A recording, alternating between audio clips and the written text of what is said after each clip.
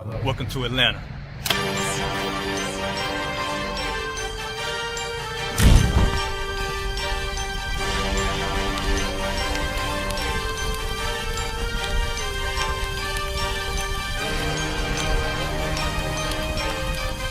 Christ is Officer 5000, Jeremiah, the camp leader of Atlanta. Passover 2025, starting April the 9th, we got the lamb slaughter. April the 10th, we got General Muhammad's flag. April the 11th, we got the black party that's gonna have the Hebrew graduation. April the 12th, in Atlanta, Georgia, the 56th annual Passover, the only Passover under Commander Junior Hunter. Our great and holy King has honored us for turning our lives from the darkness to the light, man.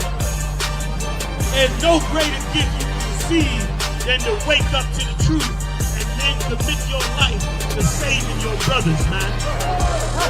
Looking in their eyes and seeing their faces and seeing what they've suffered and what they've gone through and seeing the end of it, man. It is a guaranteed seat in the kingdom of heaven, man. So in the name of our King Yahushua, we dedicate us another Passover of brothers and sisters' lives being saved. April the 13th, we got the Feast of Unleavened Bread.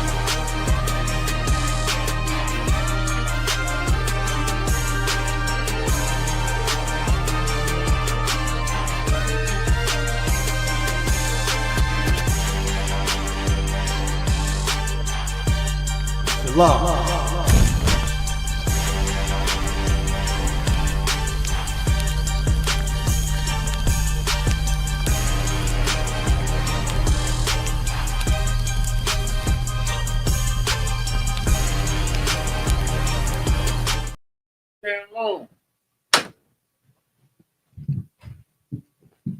Shalom.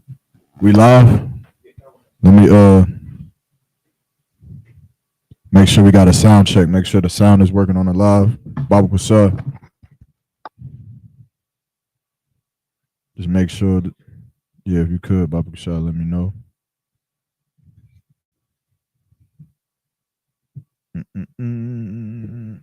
Also, can you pass me one of those solo cups, Baba Kusar?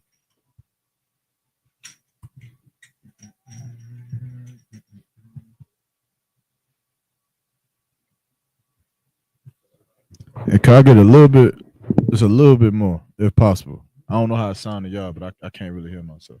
Water. Shalom, shalom. Yeah, that's what. We good to go? All right. 1 second. All right, Akim, let's clap it up. Let's get it going, man. Let's get it going for the Lord. Yahweh Shemi Hawashah Barak a thumb to the brothers. Yahweh Shema Allah Thabah Hashem Yahweh to all my sisters out there, man.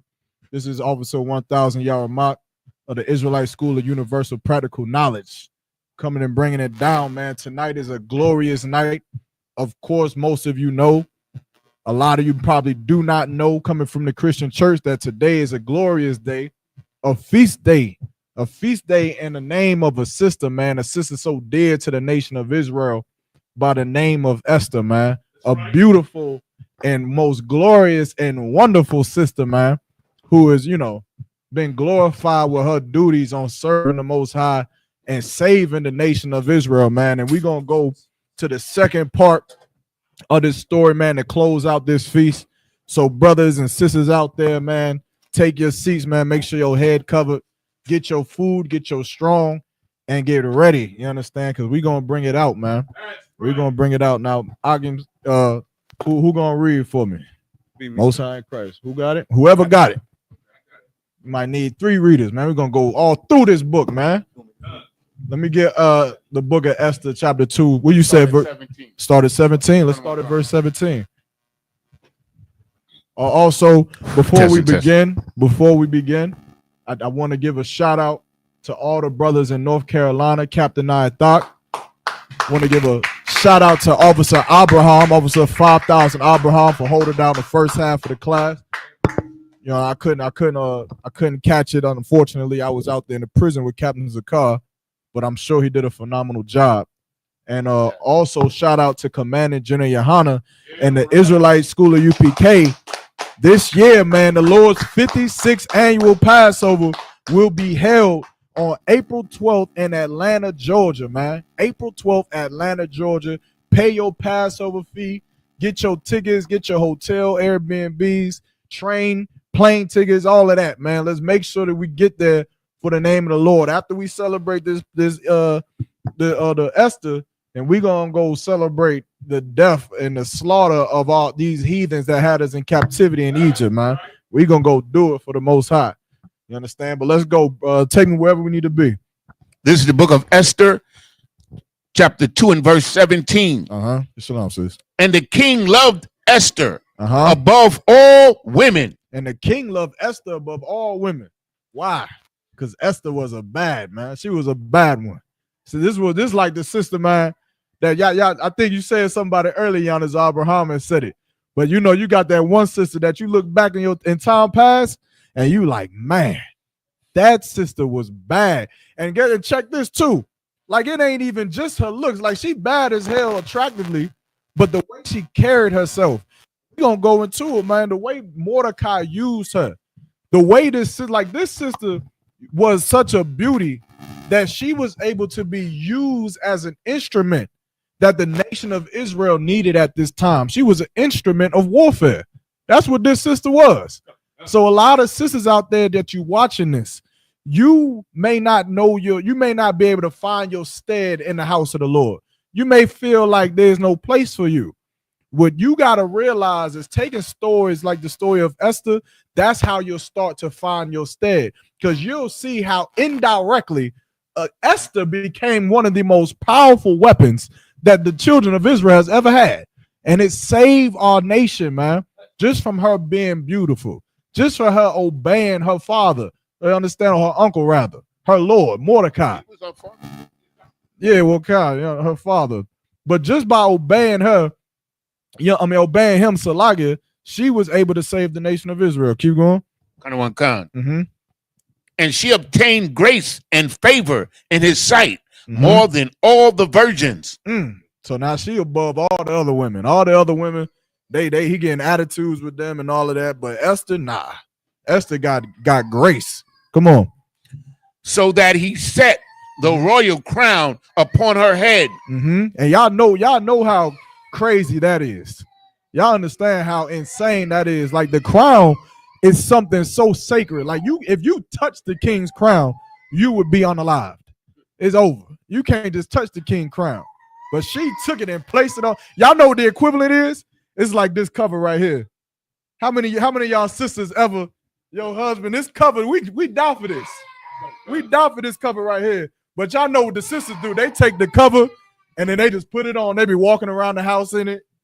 And they just walk into the store in it, talking about man of war on it. She a whole sister. You understand? But she proud of it because this thing is sacred, right? And he placed the crown on her head. Keep going. Hey, Salaka, that little brother, drink or something. He might feel better. Yeah, get him some snack. I know where the candy at. I got the chips. Okay. You don't drink no juice? Milk and water. We ain't seen you in a long time. Get him some milk, man. Get him some water, some fruit snacks or something, man. Come on, let's read. Something in there for him. Okay, Salaka, sir. Yeah, and anything y'all want to do as far as the food, y'all don't gotta wait. Just do it. Just get down. Go ahead. So that he set the royal crown upon her head and made her queen instead of Vashti. Keep going. Verse 18. Then the king made a great feast unto all the princes and his servants, and even Esther's feast. So the king is so happy, he ready to party. He ready to party. He done got the best box he could get ever. And now he ready to party, right? Keep going. And he made a release to the provinces and gave gifts according to the state of the king. Keep going. Verse 19. And when the virgins were gathered together the second time, then Mordecai sat in the king's gate. So now this is Mordecai. You understand? I'm sure Abraham broke down who Mordecai is, right? He's sitting at the gate. you know, on the outskirts of the king's gate. Watch, looking. Keep going. Verse 20. Mm-hmm. Esther had not yet showed herself, showed her kindred, nor her people, as Mordecai had charged her. What is this talking about? Yanazar? To make known her nation, her tribe. Why? Because they were the enemies. Red, because these heathens had us in captivity. Right. You understand? They were oppressing us. And Mordecai was using Esther as an instrument of warfare, which is why we're gonna get into it once we get deeper into the story, how powerful Esther really was in her obedience to her father. You understand? Keep going. For Esther did the commandment of Mordecai, like as when she was brought up with him. Meaning what? Mordecai gave Esther a order, right? Just like a lot of you sisters, y'all gonna go through some things like this, right? And a lot of you sisters, I'm sure, a lot of us, not even just the sisters, but brothers too, I'm sure would look for the problem in the order, right? You would say, what? You want me to go marry the heathen? You want me to go into the heathen's house? Sisters will find any kind of way of saying, nah, I ain't doing that. But Esther, she obeyed that commandment that Mordecai gave to her and went into that house. Come on. Verse 21.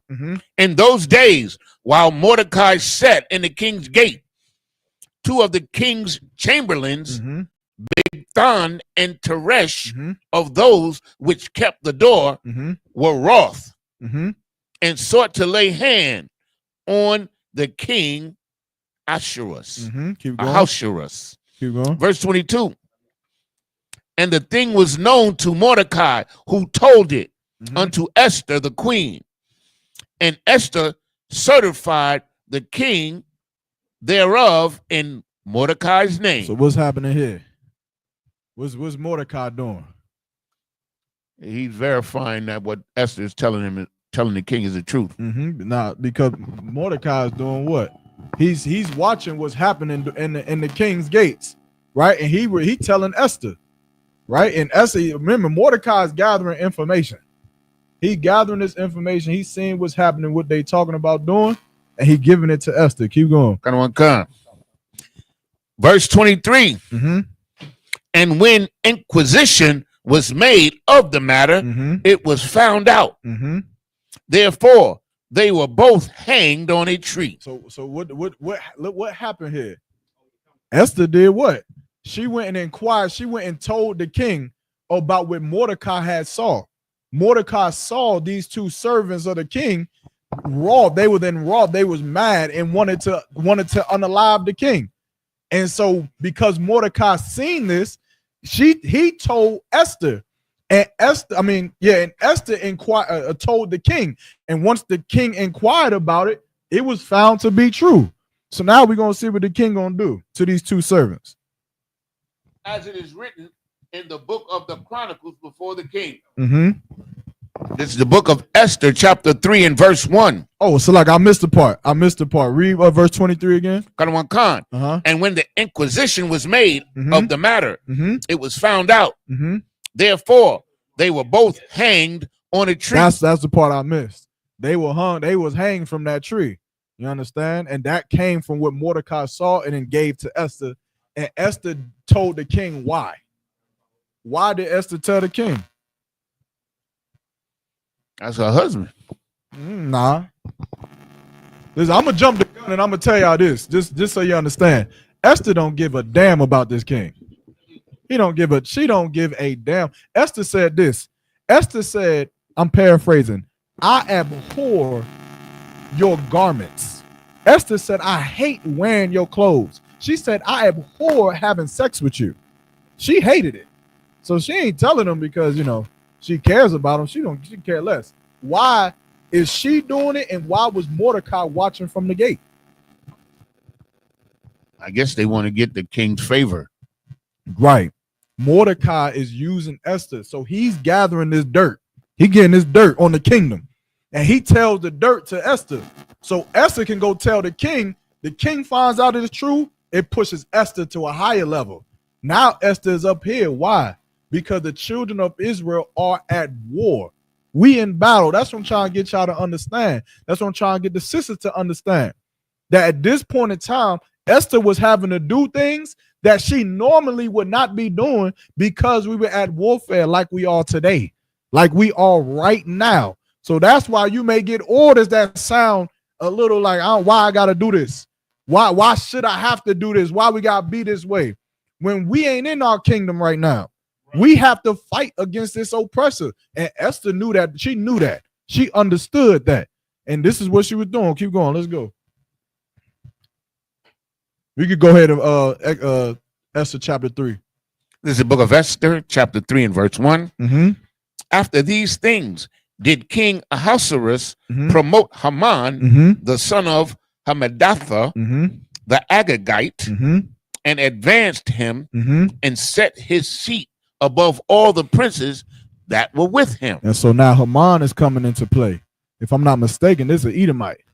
This is an Edomite man, unless somebody could correct me. I think I'm not sure. yeah, couldn't. He's a heathen, that's for sure. Yeah, it's an Edomite. Haman.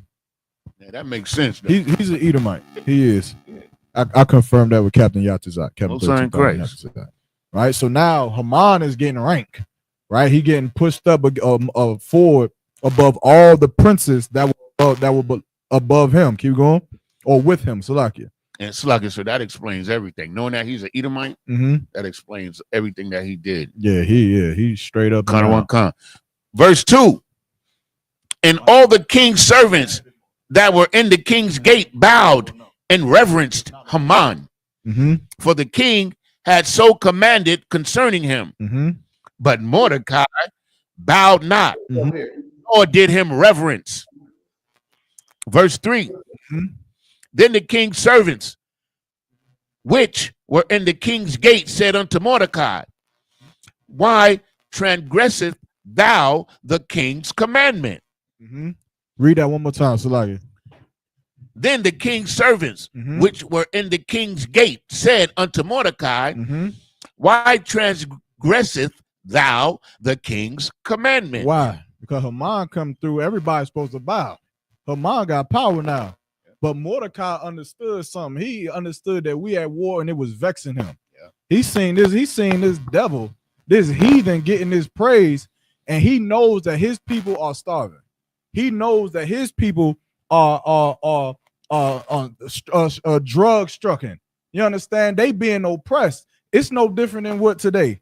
When you at the basketball game or you at the football game and they play the national anthem, and you see how America is getting all of this reverence, all of this glory, all of this honor. And when everyone else stands up, what do? You sit down or you take a knee because you understand the pain that's being committed to your people. So how could you glory another nation? How could you when you understand what's going on with your people? And that's what Mordecai knew. That's what he understood, which is why Mordecai eventually he got favor from the nation of Israel. Keep going. Verse 4. Mm-hmm. Now it came to pass when they spake daily unto him, Mm-hmm. and he hearkened not unto them, Mm-hmm. that they told Haman Mm-hmm. to see whether Mordecai's matters would stand, Mm-hmm. for he had told them that he was a Jew.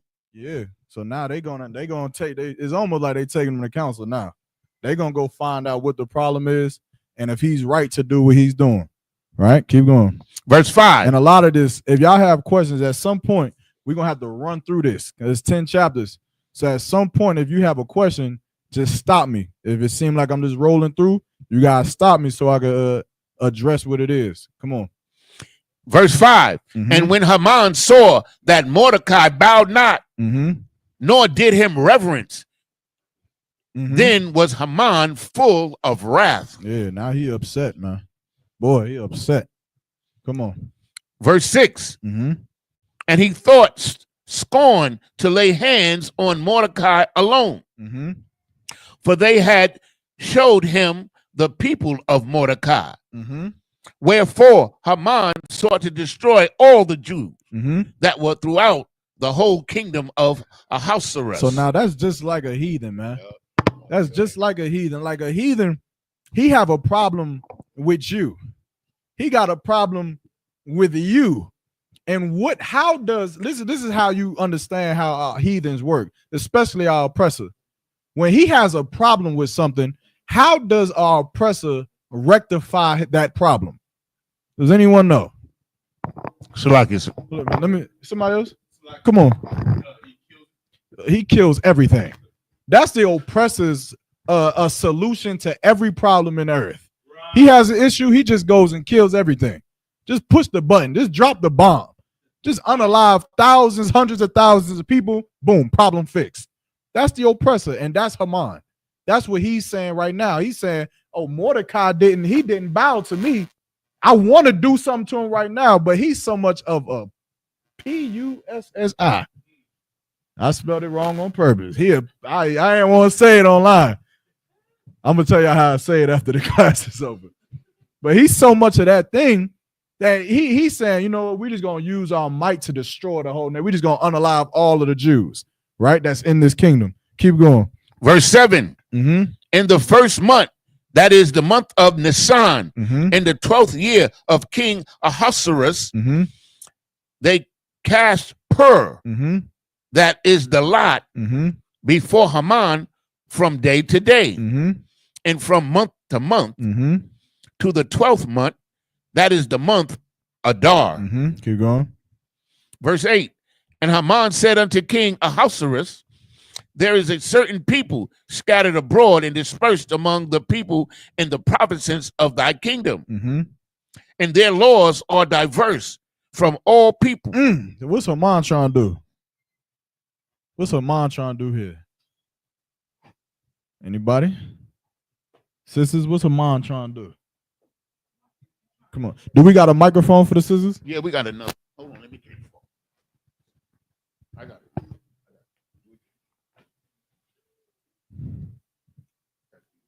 2 1 2. Haman testing.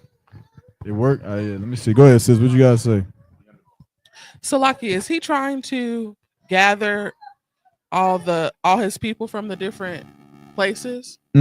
La. Go ahead. Unless any other sister want to take a stab at it. Yanazar, go ahead. He's trying to poison the king's mind against the Jews. Yeah, he's trying to build it. He's building a case against the Jews. Remember, Haman is not at this point. Haman wants to unalive all the Jews because he's pissed off at what Mordecai did. And so what is he doing? He's going to the king saying, hey, look, you know, there's a people that's inside your kingdom right now.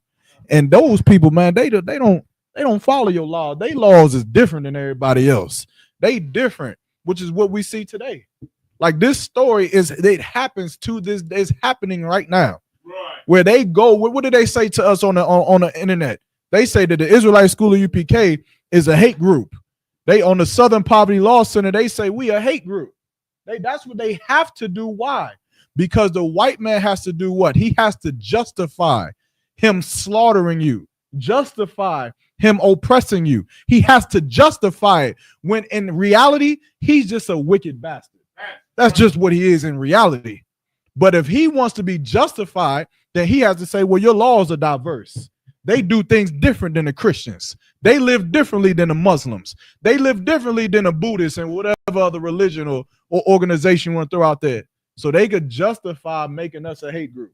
And that's what Haman was doing. Come on. God. Neither keep they the king's law. They said they don't keep your laws either. Ain't that what they said at camp? Go get a job. None of y'all got a job. How the hell we don't got jobs? They say y'all just living and doing this and y'all doing that like we live in underground caves. In Durham, North Carolina, we living in underground caves and we just come out the cave for camp and we go back underneath the cave. They think we don't live just like they live. Like we don't pay taxes just like they pay taxes. You understand? Like we don't wear our seatbelts because we in the UPK. I'm in the UPKs. I ain't gonna put on my goddamn seatbelt. Nonsense. But that's what Haman is trying to push. Keep going. Therefore, it is not for the king's profit to suffer them. It is not what? For the king's profit to suffer them. It's not for Donald Trump profit to suffer the Mexicans. It's not in a Donald Trump profit to suffer the Haitian immigrants. It doesn't profit him to suffer the Native American Indians and Negroes in the streets of America. It doesn't profit him to do that. Keep going. Verse 9. If it please the king, let it be written that they may be destroyed. And I will pay 10,000 talents of silver to the hands of those that have the charge of the business. So now he putting money on our head. He putting money on our head. Keep going. To bring it into the king's treasuries. So what is Haman trying to do? He's trying to entice the king. He's trying to say, look, they don't do this, they don't do that. And on top of that, man, getting rid of them, we're going to put money into the king's house. That sounds enticing to any king, right? Yep. Right? Sound like Elon Musk and Trump. Hey, look, that's a good example, right? If Elon Musk secretly hated the Mexicans, and Elon Musk say, look, this is the Mexicans, man, they committing crimes. Listen, let me tell you something. Donald Trump is an idiot. He doesn't know anything about what's happening with the Mexicans that's crossing the border. He has no idea.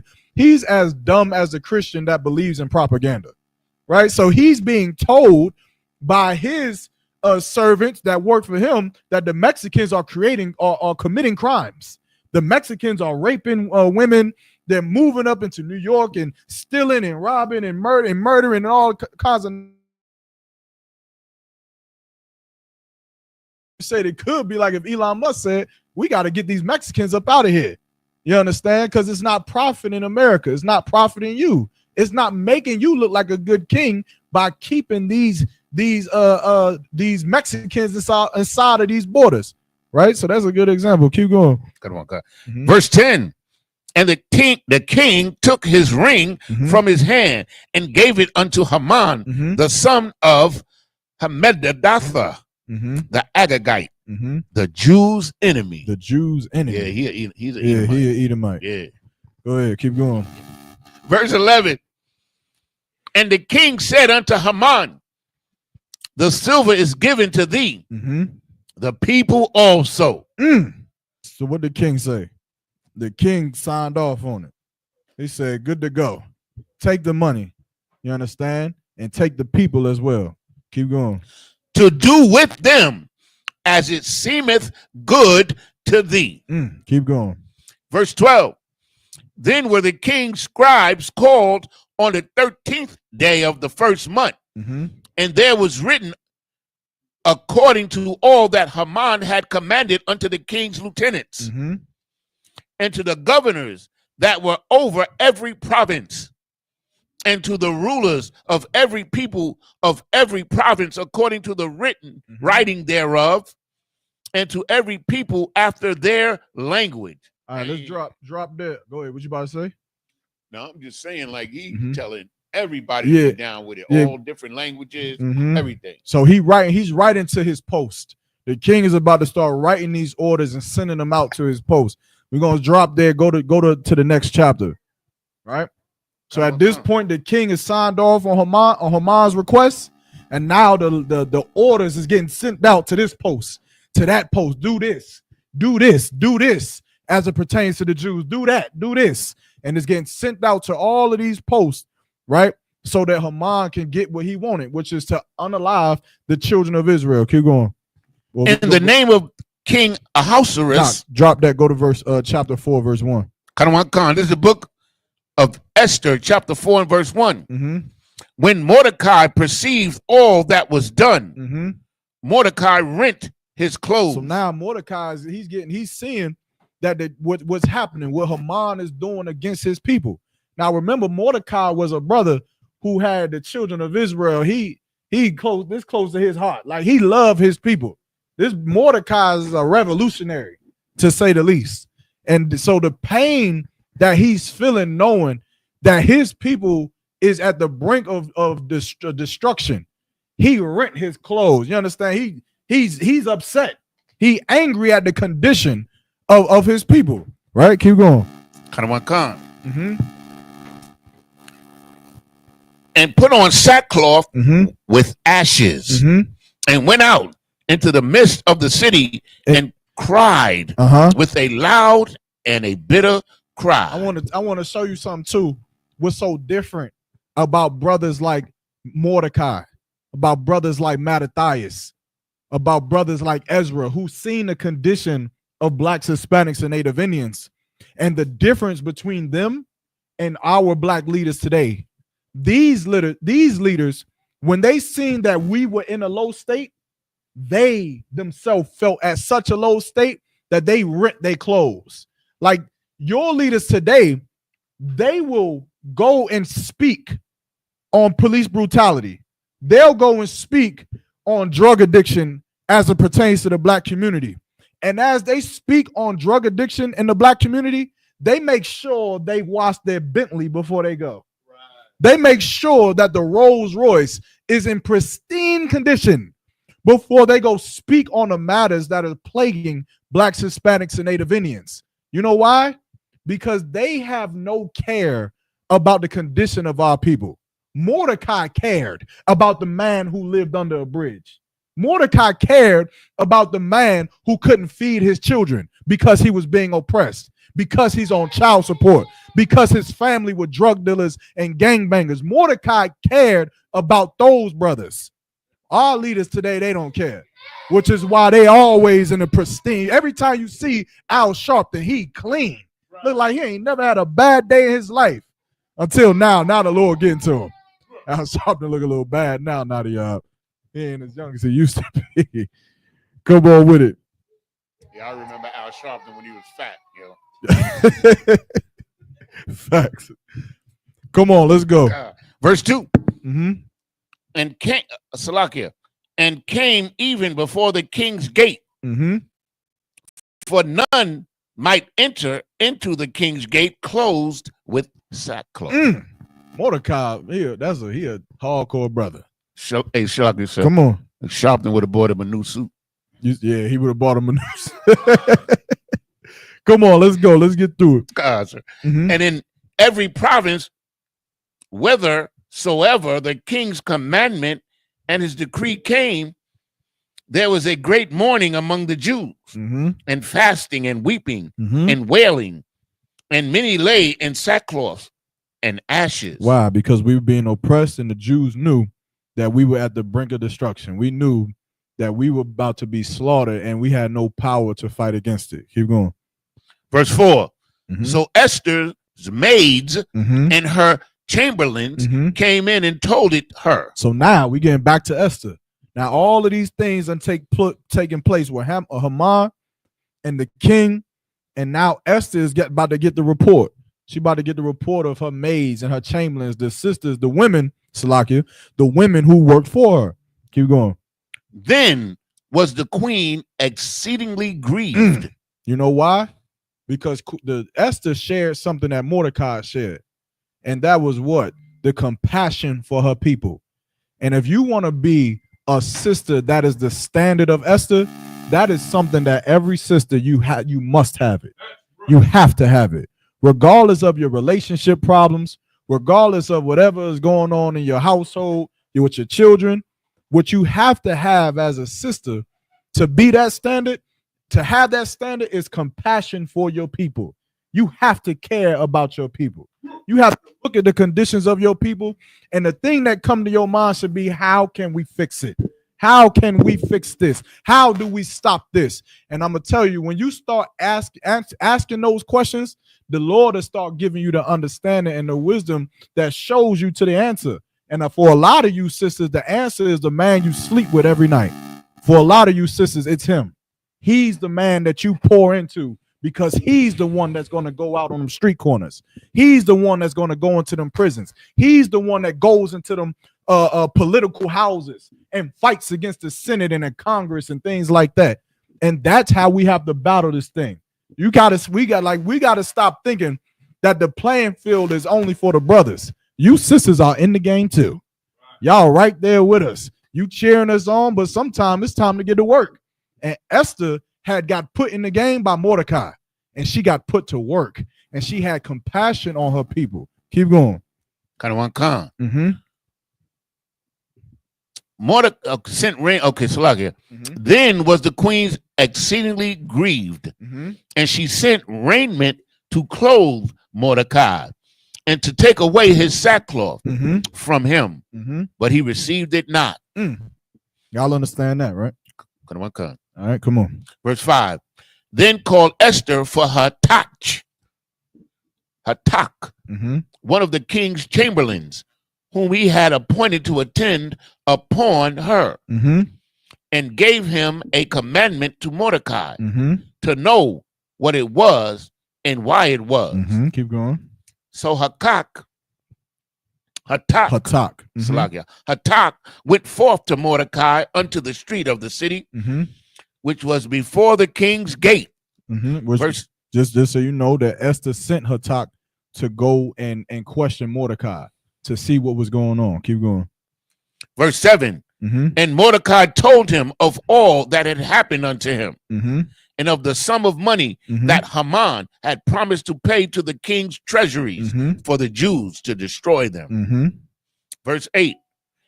And he gave him the copy of the writing of the decree that was given to at Shushan to destroy them, to show it to Esther, and to declare it unto her, and to charge her that she should go in unto the king to make supplication unto him, and to make requests before him for her people. So now here we go. Mordecai is telling Esther all the things that's happening. And now Mordecai is doing what? What is Mordecai doing here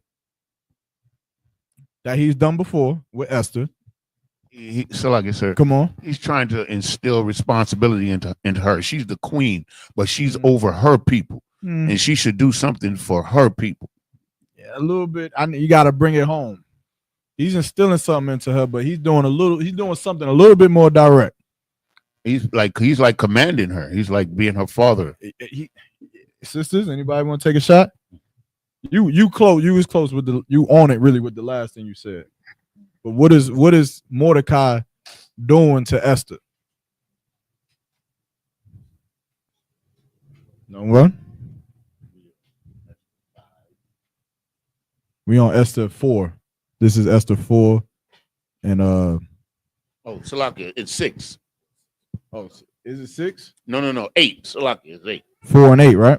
Kind of one concept. Yeah, we on Esther 4 and 8. But what is he doing? Giannis, you was on it. I just wanted a different word. Remember, we talking to the sisters here. What is Mordecai giving her? Come on, sis. Is it an order? Yeah, Mordecai giving her an order.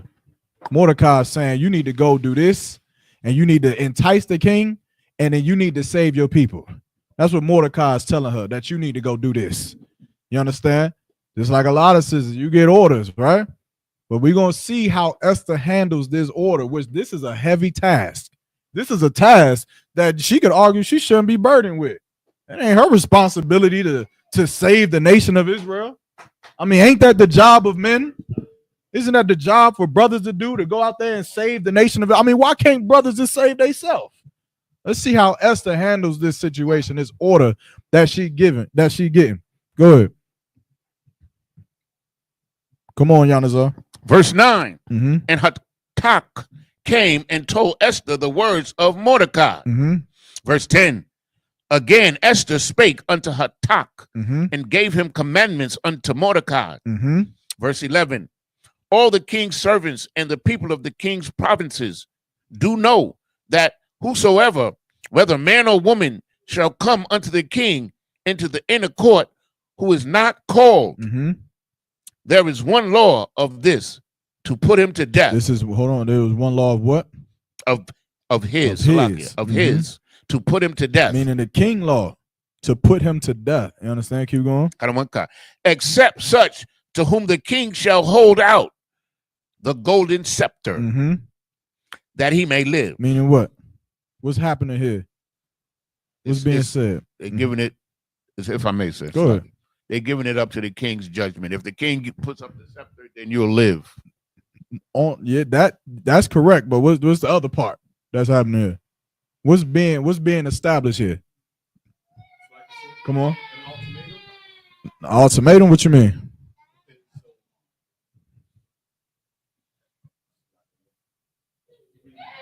You want to read it again? Read it again. And all the king's servants and the people of the king's provinces do know Mhm. that whosoever, whether man or woman, Whether, shall come whether man or woman, come on. unto the king into the inner court, Mm-hmm. who is not called, Mm-hmm. there is one law of his to put him to death, except such to whom the king shall hold out the scepter, the golden scepter, Mm-hmm. that he may live. What's being established here? It's simple. They're I ain't trying to trick you. block. Come on. It's a rule, but what's the rule? Come on, sis. Salaki, is it saying that he's just gonna kill a specific person? Mm-mm. I mean, people. Nah, No? nah. This is. Anybody else want to take a shot? So, like it's is he trying to put a block so that nobody could tell, change the king's mind? Mm-mm.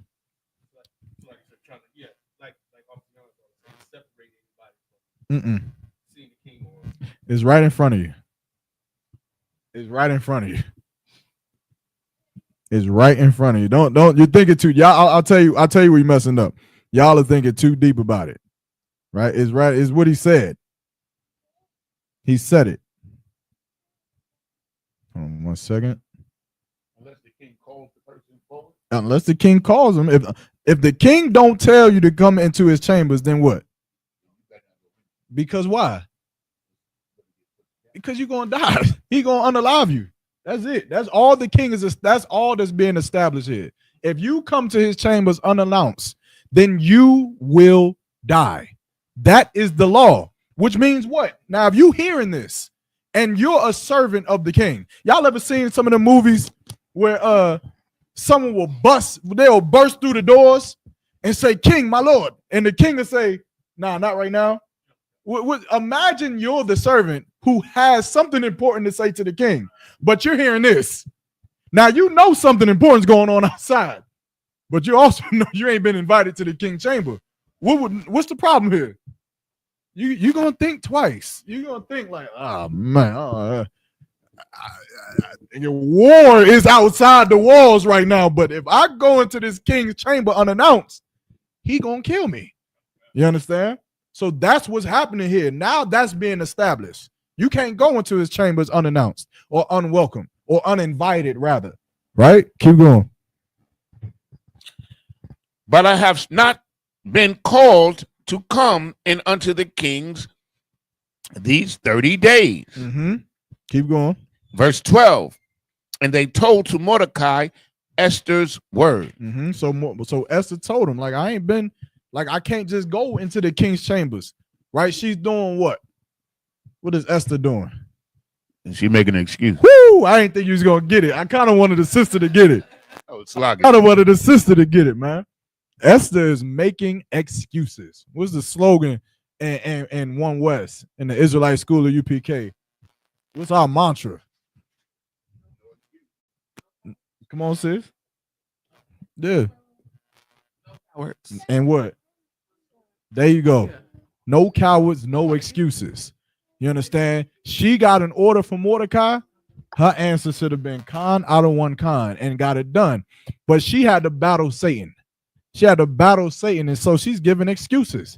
She's saying, but sir, I know you telling me to go and do this thing with the king, but I don't think you know. That's what every brother do when he get an order. He says, sir, I don't think you know, or I don't think you understand, right? That so-and-so, we go into in his room unannounced, we gonna be unalived. Right? Keep going. So now what she said is now being brought back to Mordecai. They're talking back and forth to each other. Keep going. Verse 13. Mm-hmm. Then Mordecai commanded to answer Esther. Mm-hmm. Think not with thyself. Now that's heavy.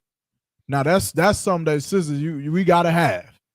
Remember, Mordecai said, think not with thyself. Meaning what? What is he saying here, sis? Yeah, he's saying don't just think only about yourself. I wanted a little bit more simple than that. Any other sister? Come on, sisters. I know y'all got the answer. Y'all hear it all the time from your husband. What is Mordecai saying? What is he saying? Don't be what? Simple? Selfish. Don't be selfish. Don't think about yourself. Don't think about your comfort.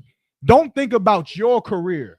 Don't think about your money. Don't think about how you eat, your household. Don't think about your own husband, your own kids.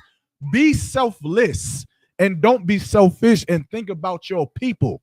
Think about how your brother's kids is eating. Of course, you're thinking about your kids, but what about Makawa's kids? What about Captain Ithok's kids? When is the last time you ever thought about Captain Ithok's kids? And if they had clothes on their back? When have you ever thought about it? You've never thought about it. It's not, you don't even cross your mind. But Mordecai is telling her, don't be selfish, man. There's brothers and sisters out here who are getting ready to lose their life because of a man that you lay with, and you're in position to do something about it. And so he's charging her. He's commanding her that she go do it. Keep reading. Think not with thyself that thou shalt escape in the king's house more than all the Jews. Don't think, sis, because you got that nursing job that you good. Don't think that, oh, you the manager, huh? I'm gonna throw you out there, sis. You the manager at Dunkin' Donuts, huh? Yeah, you manage that Dunkin' Donuts. You safe. You ain't down here at the bottom with them other brothers, gritty and starving and selling drugs.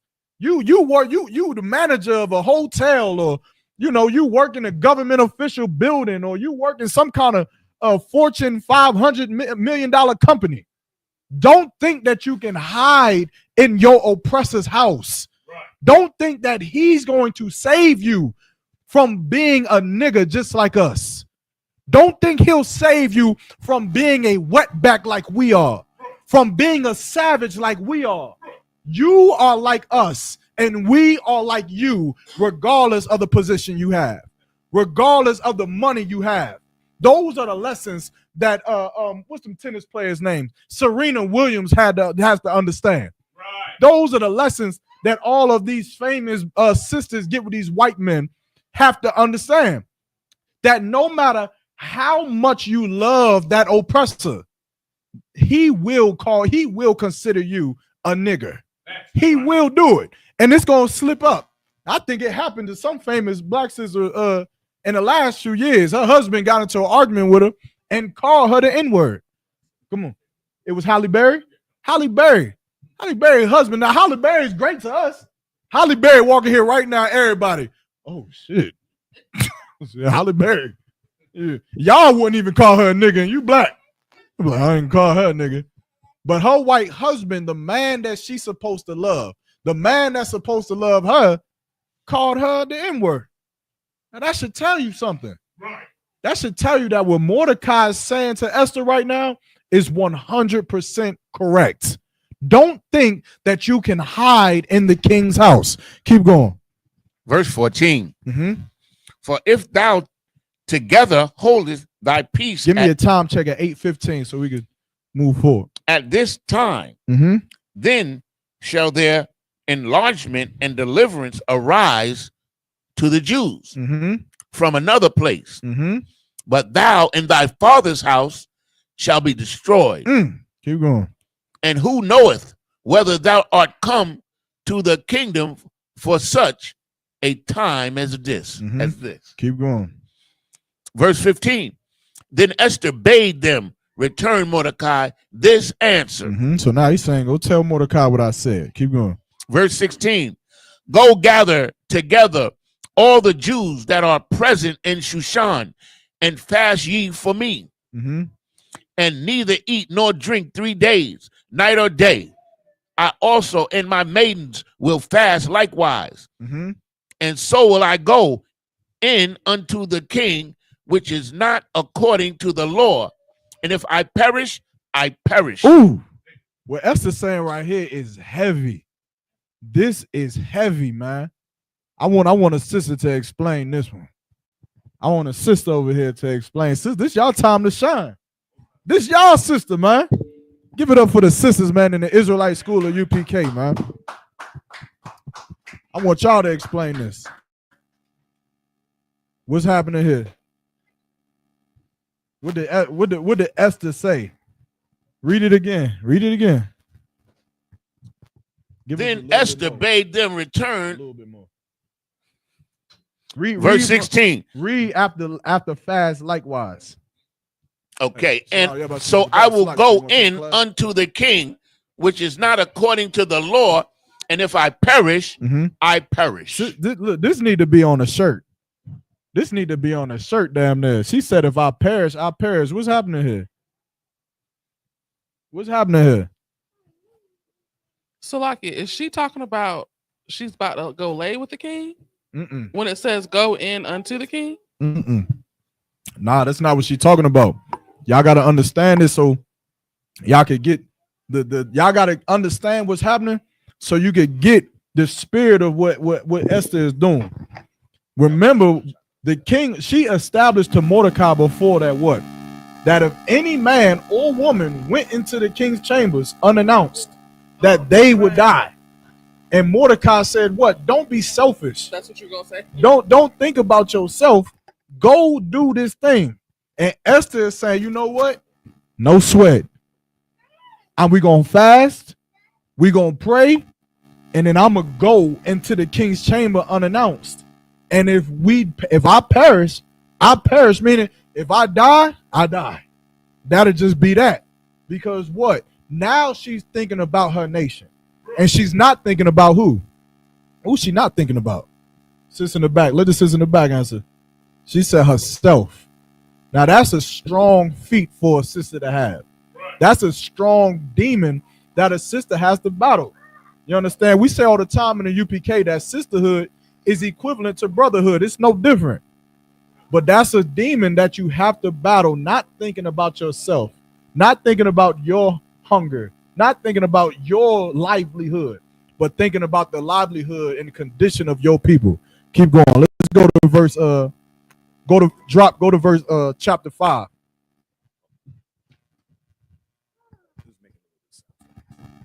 Go to verse chapter 5. I mean Chapter 5 chapter and 5 verse 1. This is the book of Esther, said chapter verse 5 chapter and verse 5. 1. Now it came to pass on the third day that Esther put on her royal apparel. She did what?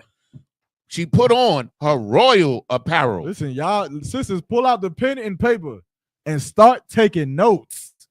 Now, Esther is trying to save the kingdom of Israel. She's trying to save her people. Y'all just trying to get a good anniversary gift. Y'all just trying to make sure your husband is happy during Passover time. You better take some notes. I'm telling you right now. Shout out to get the sister in the back of her head. She pulled the notes out like, yeah, let me get it. Get the notes ready. Read it again from the top. Now it came to pass on the third day that Esther put on her royal apparel. She put on that good garment, man. She put on that good garment. That thing she know her husband loved. Keep going. And stood in the inner court of the king's house, over against the king's house. And the king sat upon his royal throne in the royal house. Y'all sisters, y'all be doing this. Y'all know what sisters do. Y'all know what the royal king's house is in your house? They stand over there in the kitchen. When she just be in the kitchen, you walk past the bathroom and she just be standing there, she ain't even washing nothing. She washing the sponge now. Just doing this like trying to be all pretty for you. Right? But she trying to get your attention. And Esther trying to get the attention of the king. Keep going. Over against this gate of the house. Verse 2. And it was so, when the king saw Esther, the queen, standing in the court. Standing in that kitchen. Go ahead. That she obtained favor in his sight. So now he walking by, he going about his business, and he see Esther standing over there. She probably was just over there, just all lily-like, just all soft and just looking all, scrumptious as all hell, I'm sure. And so the king noticed her, you understand, and said, whew, that's a bad sister right there. You understand? Keep going. Little brother gonna read for me. Well, go ahead, brother, read. Read. Most High, give him a hand. Brother, hey, next time come here in all black. Yeah. Give you a job. In all black, we got you, man. Give him that other mic, man. Come on, Yanazar, let's get to it. Okay. Verse 3. Oh, Salaki, I didn't finish too. The king held out to Esther the golden scepter that was in his hand. Mm-hmm. So Esther drew near and touched the top of the scepter. Verse 3. Then said the king unto her, what wilt thou, pass her the bag of weed, Queen Esther, and what is thy request? All right, it's a lie. I might have missed something. So he held out the golden scepter, meaning what? Another one? Now I believe I know what's happening here. But he held out the golden scepter, which meant what? That means you could come into my chambers, right? He's giving her permission to come into his chambers. Keep going. Get that little brother that mic over there. Be happy. Okay, so this is after her request, right? Or he's saying he's asking her what is her request, meaning what she want. She's so bad. He just go up to her and say, "What do you want? You want a new car? You want a Birkin bag? You want to go on a vacation? You want some money? What you want? Right? Come on." You're welcome. He said, "Thank you." Come on, let's go. Sir. And then he said, what wilt thou, Queen Esther, and what is thy request? You got your own mic, man. You got your own mic. So, sir, it shall be given thee to the half of the kingdom. Yeah, meaning whatever he's basically saying, whatever you want, you can have it. Even if it's half the kingdom, I'll give it. That's how bad this sister was. That's how bad she was. And I want y'all to realize something too, Scissors. She ain't get this half of the kingdom offer because she nagged about it. That's what she didn't do. She didn't go to the kingdom and run. I heard somebody chuckle the snuggle over here. Somebody said something. The sister in the back, look.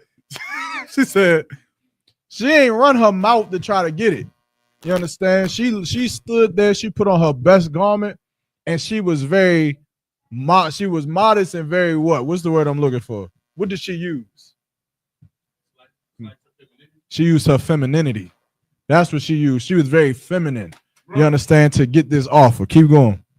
Kind of want to come. Verse 4. And Esther answered, if it seem good unto the king, let the king and Haman come this day unto the banquet that I have prepared for him. So she said what? She said, if it pleases you, my lord, I'm cooking this oxtail and rice and peas. I'm cooking this good food for the king. But bring your man Haman with you. Bring him with you. Right? Keep going. Verse 5.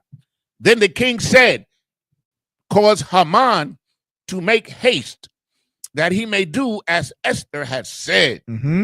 So the king and Haman came to the banquet that Esther had prepared. So now Esther, Haman, and the king, Ahasuerus, they all now with Esther, you understand, about to eat of the banquet that she prepared for her husband, the king, right? And Haman is there. So we're going to see what Esther got up her sleeves. Come on. Verse 6, and the king said unto Esther at the banquet of wine, what is thy petition? Meaning what? What is it that you asking for? You brought Haman here. What is it that you need? What is it that you want? Keep going. And it shall be granted thee. And what is thy request, even to the half of the kingdom, it shall be performed. Keep going. Verse 7, then answered Esther and said, my petition and my request is, if I have found favor in the sight of the king, and it pleases the king to grant my petition and to perform my request, let the king and Haman come to the banquet that I shall prepare for them, and I will do it tomorrow as the king hath said. Keep going. Verse 9, then went Haman forth that day joyful and with a glad heart. But when Haman saw Mordecai in the king's gate, that he stood not up, nor moved for him, he was full of indignation against Mordecai. He hated Mordecai. You understand? He hated him. Keep going. Verse 10. And again, sisters, y'all got to put yourself in Esther's shoes. You got that boss at your slave. The boss at your slave is what? He nice to you. He nice to you. He says, hey, Miss Jenkins, how you doing, Miss Jenkins? Why? Because you making him money. You the bad sister in the nursing home.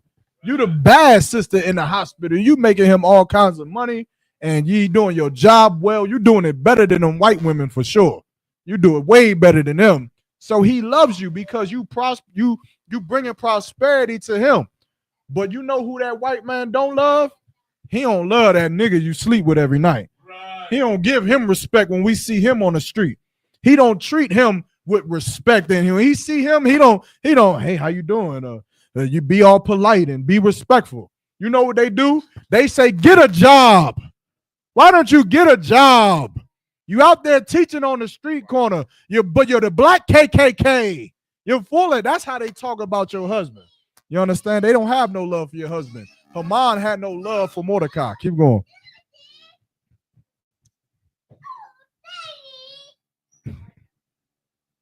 Then answered Esther. Did y'all find some fruit snacks for these kids yet? Did the kids get fruit snacks? No fruit snacks? Y'all talking about too much sugar. There's no more sugar. It ain't gonna do nothing else. Verse 10. Come on. Nevertheless, Haman refrained himself. Mm-hmm. And when he came home, he sent and called for his friends and Zeresh, his wife. Haman is a coward, man. Yeah. Haman had multiple opportunities to take it to Mordecai. I'm sure he looked at Mordecai. Hell no, I ain't gonna do that. I'm gonna send the army to wipe out his people. Come on. Verse 11. And Haman told them of the glory of his riches and the multitude of his children and all the things wherein the king had promoted him and how he had advanced him above the princes and servants of the king. Verse 12. And Haman said, moreover, yea, Esther, the queen, did let no man come in with the king unto the banquet that she had prepared but myself. And tomorrow am I invited unto her also with the king. So what is Haman doing? He bragging. Haman thinking he made it. He think he getting invited to the king's favorite wife's banquet. He think he done made it. He about to be at the top. He already above all the princes. He think he about to be at the top. Now you ain't got to record me. Just get pictures and everything. Everybody else. All right. Come on. Verse 13. Yet all this availeth me nothing so long as I see Mordecai the Jew sitting at the king's gate. So meaning what? What is the spirit of what's happening here with this heathen, with this devil? What's happening here? Come on now, y'all gotta stick with me. Yanazar, or anybody else want to take a shot? I want to see if you catch the spirit of this devil here. Go ahead, Yanazar. Man, his hatred is so great that all that he got from the king, all his riches, all his children don't mean nothing more than the hate that he has for Mordecai. Hey, you got America, man. That's crazy. You got America. I mean, you're a world superpower. I mean, you control Europe. You run the earth. You run the earth. I mean, America, you the richest country on the goddamn planet. You got the greatest military might on the goddamn planet. You run the diamond district. Your people is well fed. You run politics. You still got to kick out the Mexicans. They still got to get kicked out when you run this land. Well, you got land, you got masses of land in the Midwest, masses of land moving towards the West that is being unused. You got everything, but your hatred for this people is so deeply rooted that you can't see past yourself. You can't see past your riches. You can't see past what you've gained. You understand? That's why the scriptures say, because of our perpetual hatred against the children of Israel, they don't care if they've gained the moon. America can take ground on the moon, and they'll still divvy up ways on how to destroy the children of Israel. They'll still find ways to destroy you. Come on, Yanazar, keep going. Salakia. Verse 14. Then said Zeresh, his wife, and all his friends unto him. Let a gallows be made of 50 cubits high. And tomorrow speak thou unto the king that Mordecai should be hanged there. Y'all know what the gallows are, huh? Kind of one. Yeah. So now they in they old, heathen house talking S-H-I-T, thinking they made it. Saying let's make gallows 50 cubits high. They saying put it up high so everybody can see. And then hang Mordecai for everyone to see, to bear witness, man. That's what they saying. Against this brother who is family to the queen. Or not the queen, to Esther, who's family to the wife of the king. He has no idea what he's doing. No idea what he about to walk himself into, but let's get it. Karawan Khan. Oh man, I lost one to banquet. This next chapter. This is the book of Esther, chapter 6, in verse 1. On the day, on that night, could not the king sleep, and he commanded to bring the book of records of the Chronicles, and they were read before the king. Verse 2, and it was found written that Mordecai had told Bigthana and Teresh, two of the king's chamberlains, the keepers of the door, who sought to lay hands on the king Ahasuerus.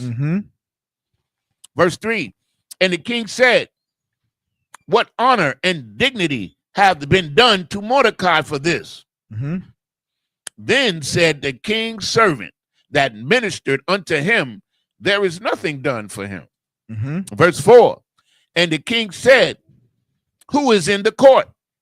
Now Haman was coming into the outward court of the king's house to speak unto the king to hang Mordecai on the gallows. So now they coming to hang Mordecai. They coming to put him up, to ring him up. Come on. That he had prepared for him.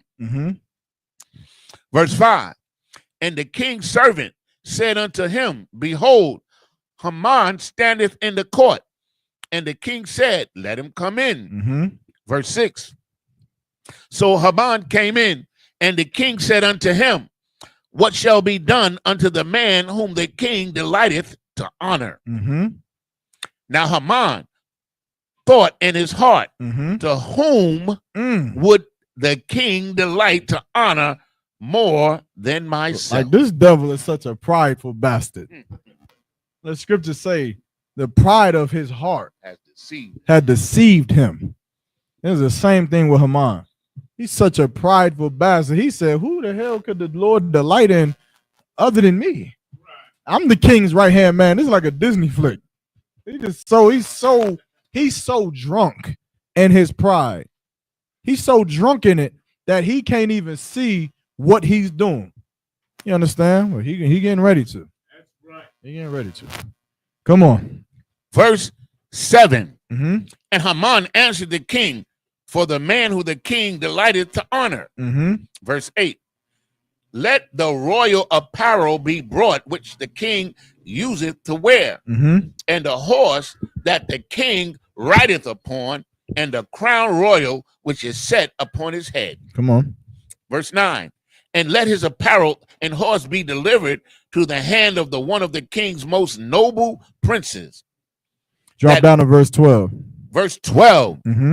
And Mordecai came again to the king's gate. But Haman hasted to the house mourning and having his head covered. Verse 13. Again, I'm going to start skipping around and we might have to move forward a little bit. So if it's something that, you want me to go over, just stop me. All right? Keep going. And Haman told Zeresh, his wife, and all his friends everything that had befallen him.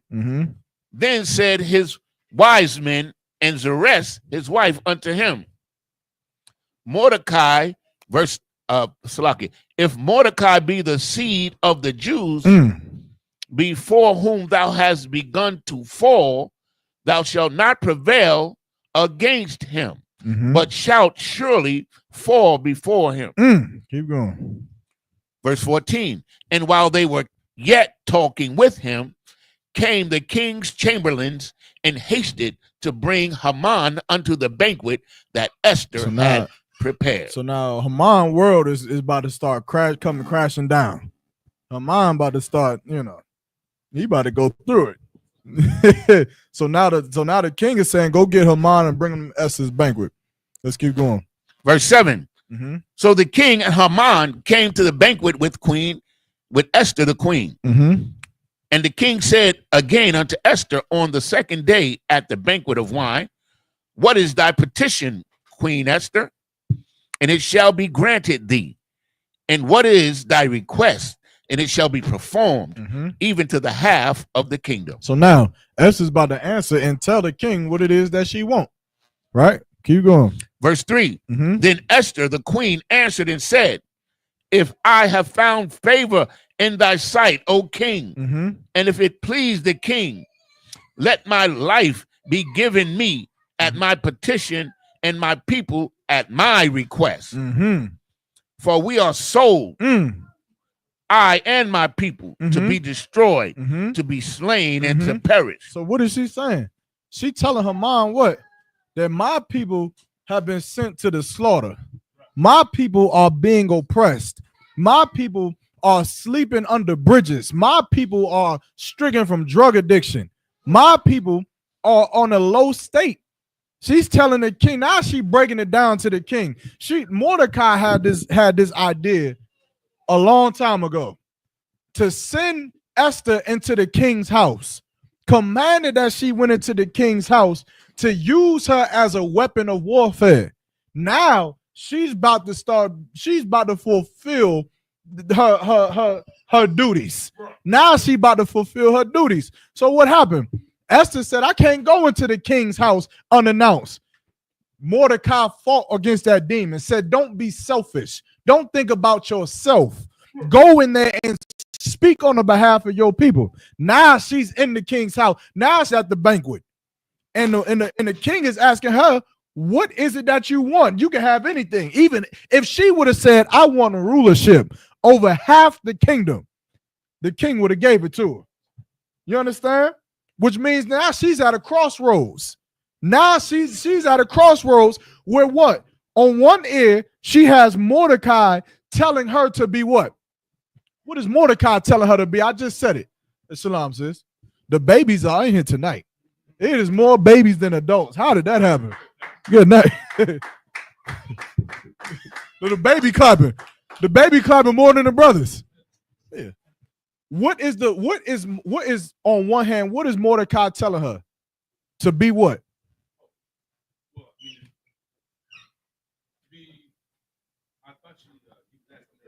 Can they, Salagi, before you answer, y'all got to help me out.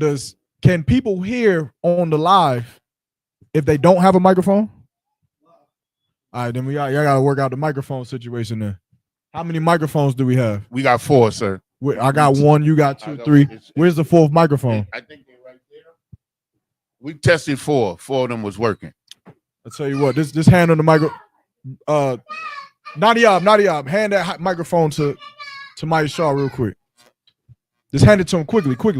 Just give it to him. And then stand there and take it back. Go ahead and answer. Yeah, so like sir, I thought he was asking her if you could have anything you want on one hand, and that what is Mordecai teaching Esther to be? Oh, so like sir, to care for a people, but it is a word for that. Right? What's the word? For Tom's sake, I'm gonna give it to you. Selfless. Most likely. Mordecai told Esther to be selfless, but now, damn right. But now, on the other hand, what is open to Esther?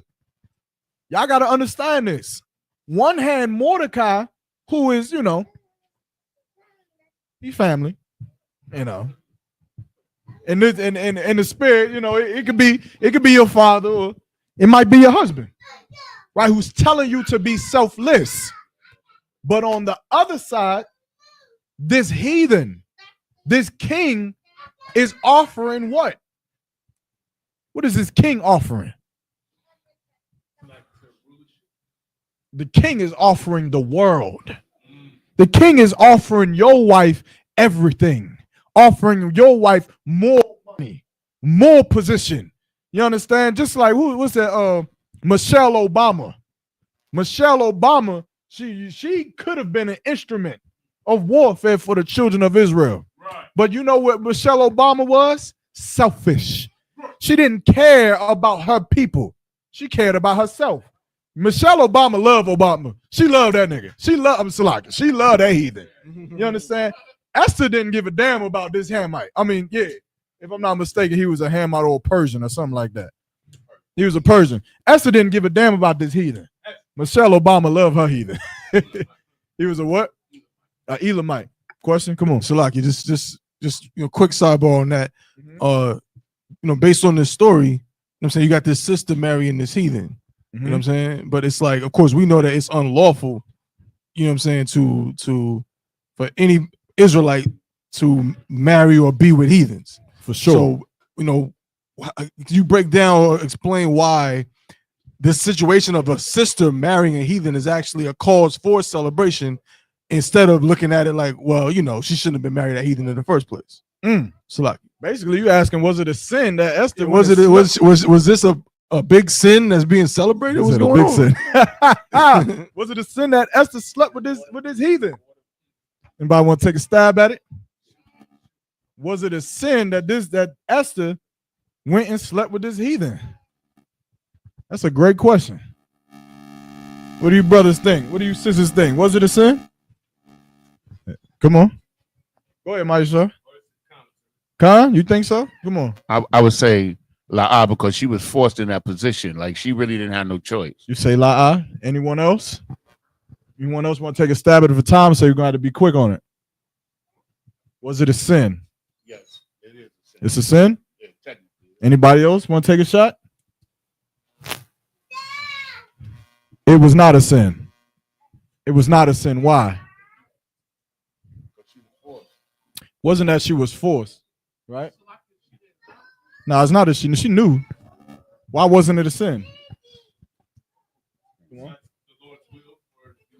It wasn't a sin because her father commanded her to do it. That's what a lot of, to answer that question, you got to take the Christianity off your mind. Christians think, oh, sin. Oh, that was a sin. But how many times listen, you got to understand the times that we in. We enslaved, we oppressed by this nation, we at war. And so sometimes there's things that have to happen for us to get out of this captivity. That's why I keep saying Esther was used as a weapon of warfare. It was not a sin. Let me ask you a question. What's her name? What did Jacob's mother tell Jacob when Jacob went and stole the birthright from Esau? Was it a sin? Answer that first. No. Are you sure? Yes. Why not? Because what did Jacob's mother say? She said, "Let the sin be on me." She said, "Let the sin be on me." When Mattathias, mute that. When Mattathias unalived that brother on the altar, was it a sin? Why? Because it was justifiable. Because of what? The sin that he had committed was punishable by death. Somebody pull Psalms 119 and 104. Actually, Tom's sake, I'll read it for you. It says, "Through my precepts I get understanding. Therefore I hate every false way."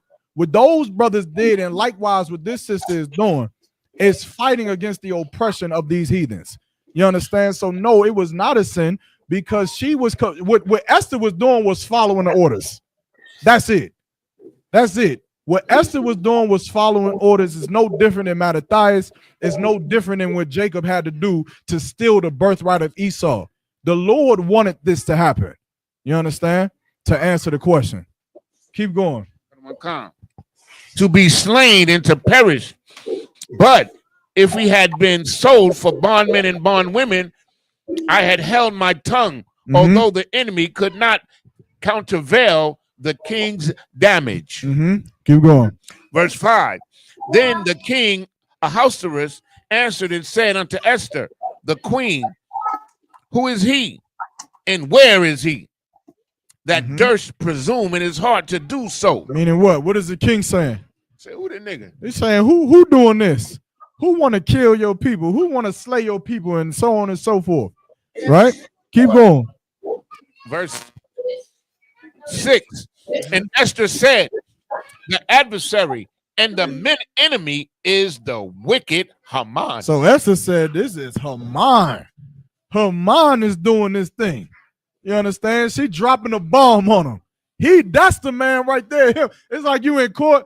Who is the person who committed this crime in here today? Yes, him. That nigga right there, Haman. Keep going. Then Haman was afraid before the king and the queen. Mm-hmm. Verse 7. And the king. Hey, hold on 1 second. Everybody. Shema. I know the kids is talking, but everybody else pay attention. Pay attention. We got 2 hours to do this thing. All right, we shouldn't be talking too much. Keep that to a minimum.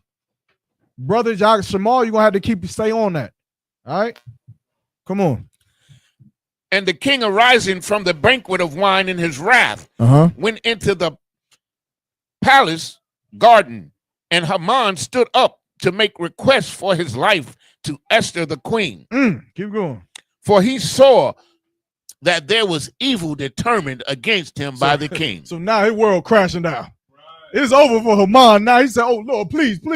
Hey, look, I know what I was about to do, but please hear me out. He trying to save his life now. You understand? Keep going.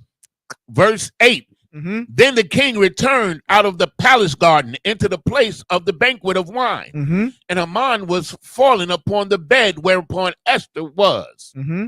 Then said the king, will he force the queen also before me in the house?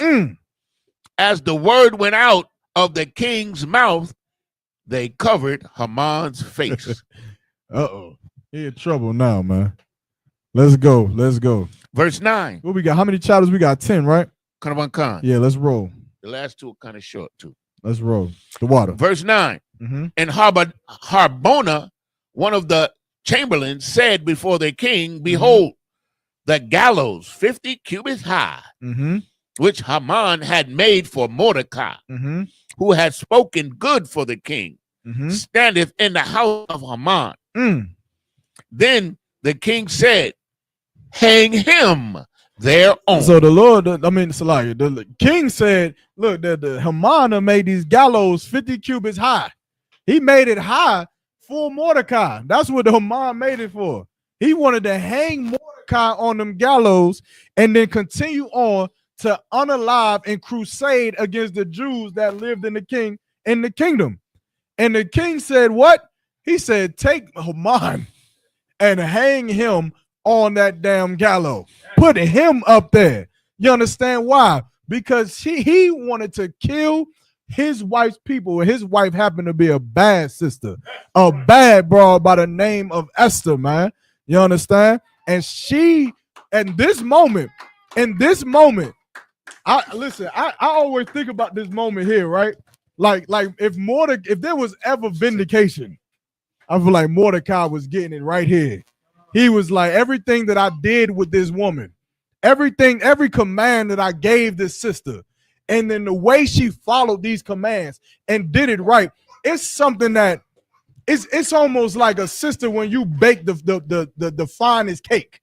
When you start from scratch, or you make that unleavened bread and you start from scratch and you wine in the dough, weed in the dough, and you working it and meshing these ingredients together, and then out comes just the perfect cake. Out comes just the perfect dish. Everything that happened from Mordecai giving his commands and Esther following orders, it's starting to be something that is unspeakable, right? The salvation of the children of Israel in this day. Keep reading. Let's get some more. So they hanged Haman on the gallows that he had prepared for Mordecai. Then was the king's wrath pacified. So now the king did what? All of the talk about killing the Jews, the king was done with that. He did away with that. You understand why? Because of what this sister did. Using her what? Using her femininity. You understand? Obeying the orders of her father, of Mordecai. You understand? And this power is the power that sisters have today. This is the power that you have today. Like I know the spirit or the demon that wants to tell you that brothers here today are low down in nothing because they can't get jobs, because they don't have money, because of the lifestyle that they live. The brothers you sleep with, they not kings. You understand? They don't drive Bentleys and Mercedes Benzes and live in palaces like the oppressor does. The oppressor, however, has those palaces, and they have the money, and they have the resource, and they also have the intent to destroy your husband. The men that you do sleep with, that oppressor has every intent of destroying that man. And so now what do we have? We have a crossroads. Well, now a sister can have one idea to be what? Selfless, like Esther was. Go into those workplaces, go into them fields, prosper into those fields, and give it back to your people. Or accept what the oppressor gives you and turn your back on your nation. Esther decided to not turn her back on her nation. Esther decided to risk her life for her nation. And that is honorable, man. And that is something that is achieved by you sisters in the school every day. Every day, you sisters in the Israelite school of UPK, you achieve that honor. Why? Why do I say that? Because it is a crime for you to love a black man. It is absolutely a crime for you to say that you love a black man. To go on Facebook and praise the Lord and say that you thank the Lord for being with a black man, for being with the nigga that you got, and you happy about it. You know what the world will say? The world will call you a fool. Let's say you foolish for that. The world will call you a fool for saying you love the Israelite school of UPK. You know what they're going to say, Tabawan? They're going to say she just a pick me. She just a pick me for going up there and saying that the Israelite school of UPK gave her super fucking man. Gave her Batman, gave her Spider-Man, whatever superhero you like, you got it from the Israelite school of UPK, and you ain't afraid to say it because that's a crime against America's laws.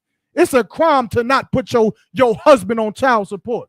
It's a crime to not call the police on your husband when you get into an argument. It's a crime to do those things in America, man. Esther fought against those laws. Esther knew that it was a crime to go into the king's chamber unannounced. She didn't give a damn. Esther didn't give a damn about her life, and she went into the king's chambers. Why? Because she understood one thing was more important than herself. Her nation of people, man, that was counting on her to get the job done. That was counting on her. And you sisters, man, like I said before, you in the game. This ain't the football game with the sisters, just the cheerleaders. Yeah, you cheer your husbands on. You cheer the brothers on. But it's you sisters gonna be in the field. You gonna get up there. You gonna braid them brothers' heads. You gonna sew them garments together. You gonna cook the food. Shout out to the sister who cooked the food tonight. Who all cooked the food tonight? Who brought the food? Raise your hand. We got Shabak Wana. We got the Wa. Who's there in the back hiding? Ooh, I can't even see who that is. We got sister in the back. We got sisters in here, man, who done did the work of the Lord tonight, man. And that is a crime against America. You got to find that zeal and you got to hold on to it the way that Esther did. Not being selfless, but thinking about your nation. And let that be your wisdom. Let that be your power in this place, man. To back these brothers. Back these brothers that go out here and fight against the oppressor. Back these brothers that go out here and fight against America on behalf of the Mexicans who do not understand. Behalf of the Haitians who don't understand that they're being oppressed. That they're at war. That they're fighting a war that they can't even see. You got a man in here, you better count it a blessing. And if you got a woman in here, you better count it a blessing to the Most High God that these sisters will fall into these footsteps, man. They gonna be like Esther. They gonna do it. They four sisters that came thousands of years before them. And you brothers, you gonna honor them sisters like that, man. But before we get to that, let's keep going. This is the book of Esther, chapter 8 and verse 1. Mm-hmm. On that day did the king Ahasuerus give the house of Haman to the Jews, enemy unto Esther, the queen. Go ahead. And Mordecai came before the king, Mm-hmm. for Esther had told what he was unto her. Keep going. Verse 2. And the king took off his ring, which he had taken from Haman, and gave it unto Mordecai. So now what? All of the renting of the clothes, all of the commands he gave Esther, now the king want to take off the power and give it to Mordecai now. Look, what did Mordecai not do? Mordecai didn't say go in there and kiss the white man's behind. Mordecai didn't tell his wife to go and watch Edomite. I ain't gonna say it. Yeah, man, we know what you mean. No Sakari. the Mordecai didn't tell her to go and join with the oppressor, and that's where a lot of black fathers you lack. A lot of black fathers you lack compassion on your people because you see what you are. You see how terrible you are as a brother, that you lack compassion on blacks, Hispanics, and Native Indians altogether because you are you. When you should have more compassion on your people. So what do black fathers do? I know a lot of black fathers who say, stay away from them Negroes. Stay away from them niggas. Don't be over there. Black fathers be happy that that their daughters is in the house of the king, is in Donald Trump's house. A lot of black fathers, not all of them, but some of them. And if you got that spirit on you, you got to get that off of you, man. Because I tell you something, it's better for your daughter to be shacked up in some shed with some black man rather than your daughter to be sleeping with Donald Trump, rather than her to be sleeping with Elon Musk. She can have all the riches and power. I'd rather my daughter just be poor. Just be poor. Just be poor and just have no money and just serve that man in that shack or on the street with that one dog you got. Just be homeless. But don't ever give your love and your power to another man thinking you can hide from that. What did Mordecai say? Mordecai said, don't think that you can hide in the king's house. Don't think that because you have money, that because you have power, because you have responsibility, that you are not a nigga just like the rest of us. That's what you have to teach your daughters. Go and get the education, get the job, get the resources. But when you get it, you better give it back to your people because that's who you come from. And more sisters will come from them than will ever come from that white oppressor. More sisters like you will come from them shacked up in a shed. They'll come from poverty than that white Donald Trump could ever give you. Donald Trump can have all the money in the world, could never birth a black woman. Donald Trump can have all the money in the world, could never birth a Mexican or a Native Indian. Donald Trump is a destruction of Israel. It'll never be the birth of it, man. So you better give your love to those who can give you more of this kingdom, man. Thus saith the Lord. That's what the Lord wants, and that's what Mordecai wanted. Mordecai wanted for Esther to go in there, take those resources, and give it back to her people. Why? Because when her brothers and her sisters got those resources, who can imagine what's going to happen? What happens to the nation that was once on the edge of being destroyed? What happens then when they get the resources? Someone think about it. What did Moses think? I mean, not Moses. What did Pharaoh think would happen? Come on, Maya Shaw. We said we'll have a nation that'll rise and be mightier than us. We ain't never gonna have a nation mightier than us if we love our oppressor.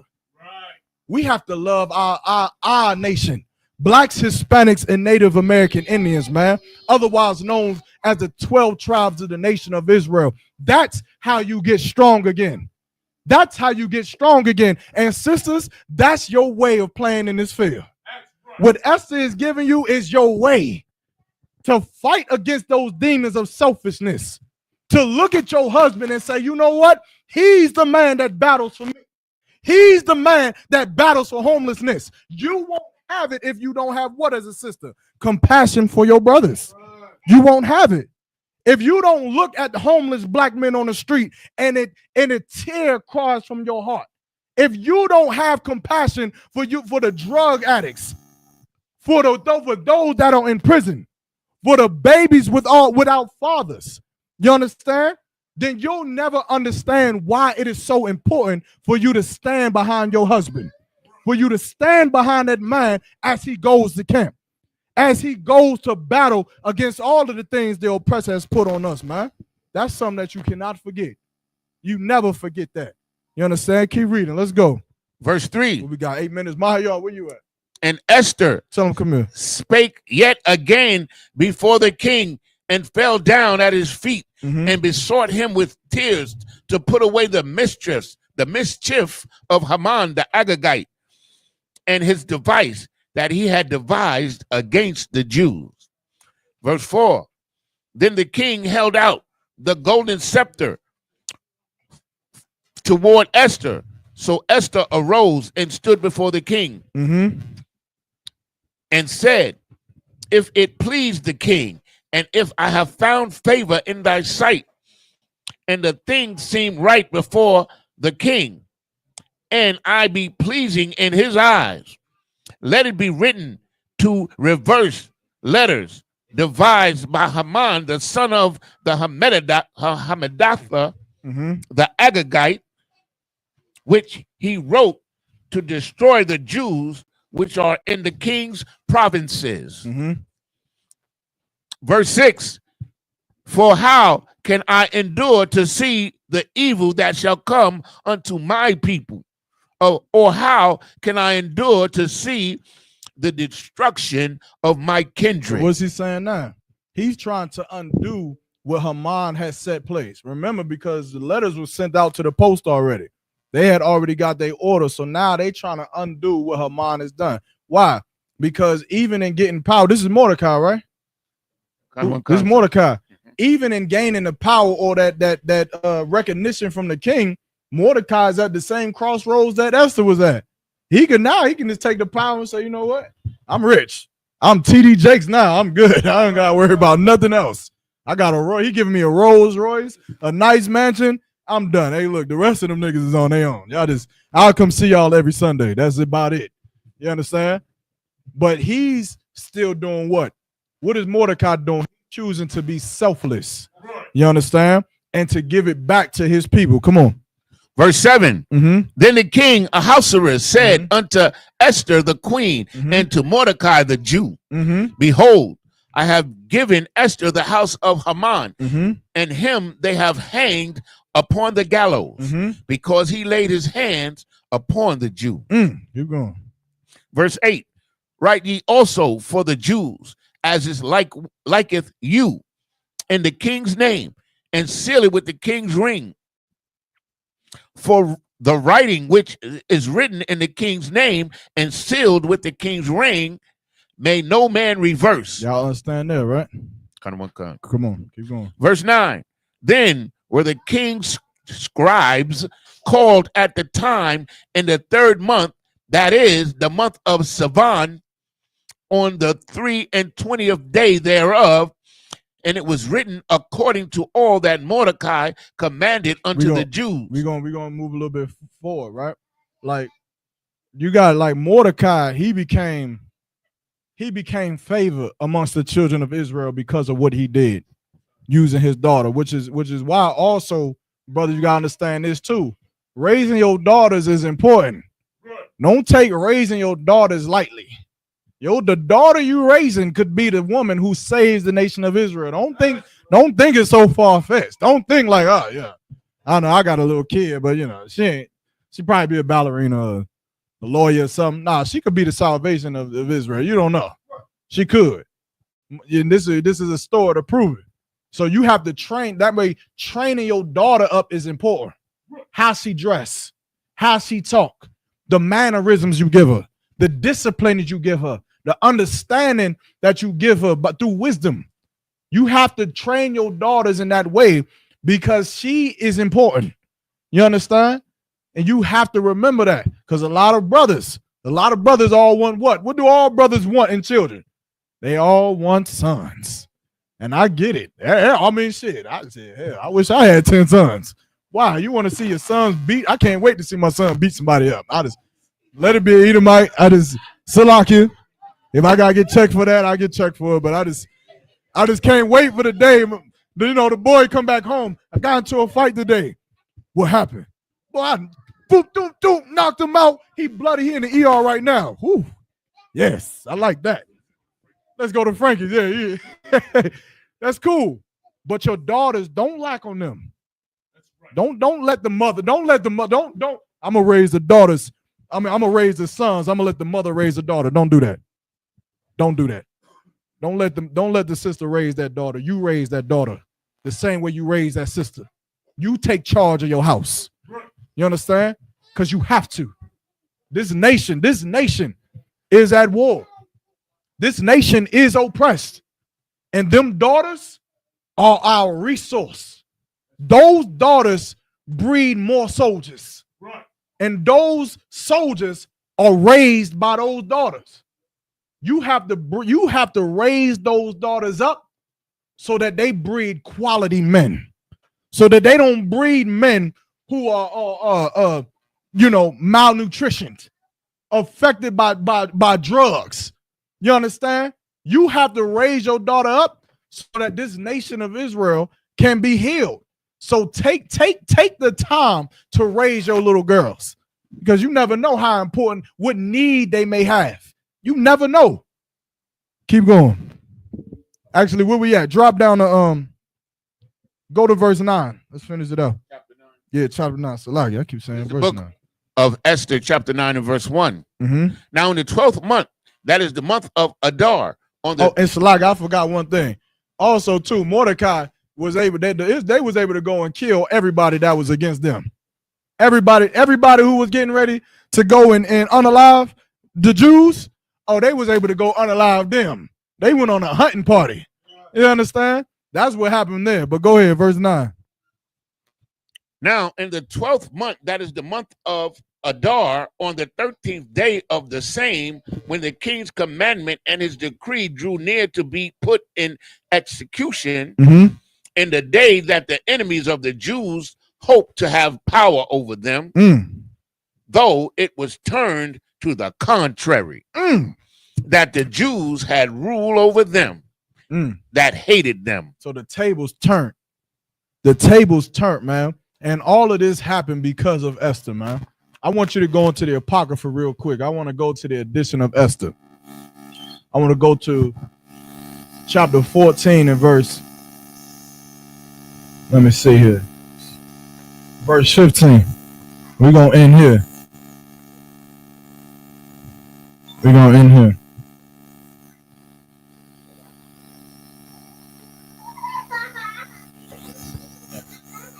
Edition of Esther, chapter. You got it?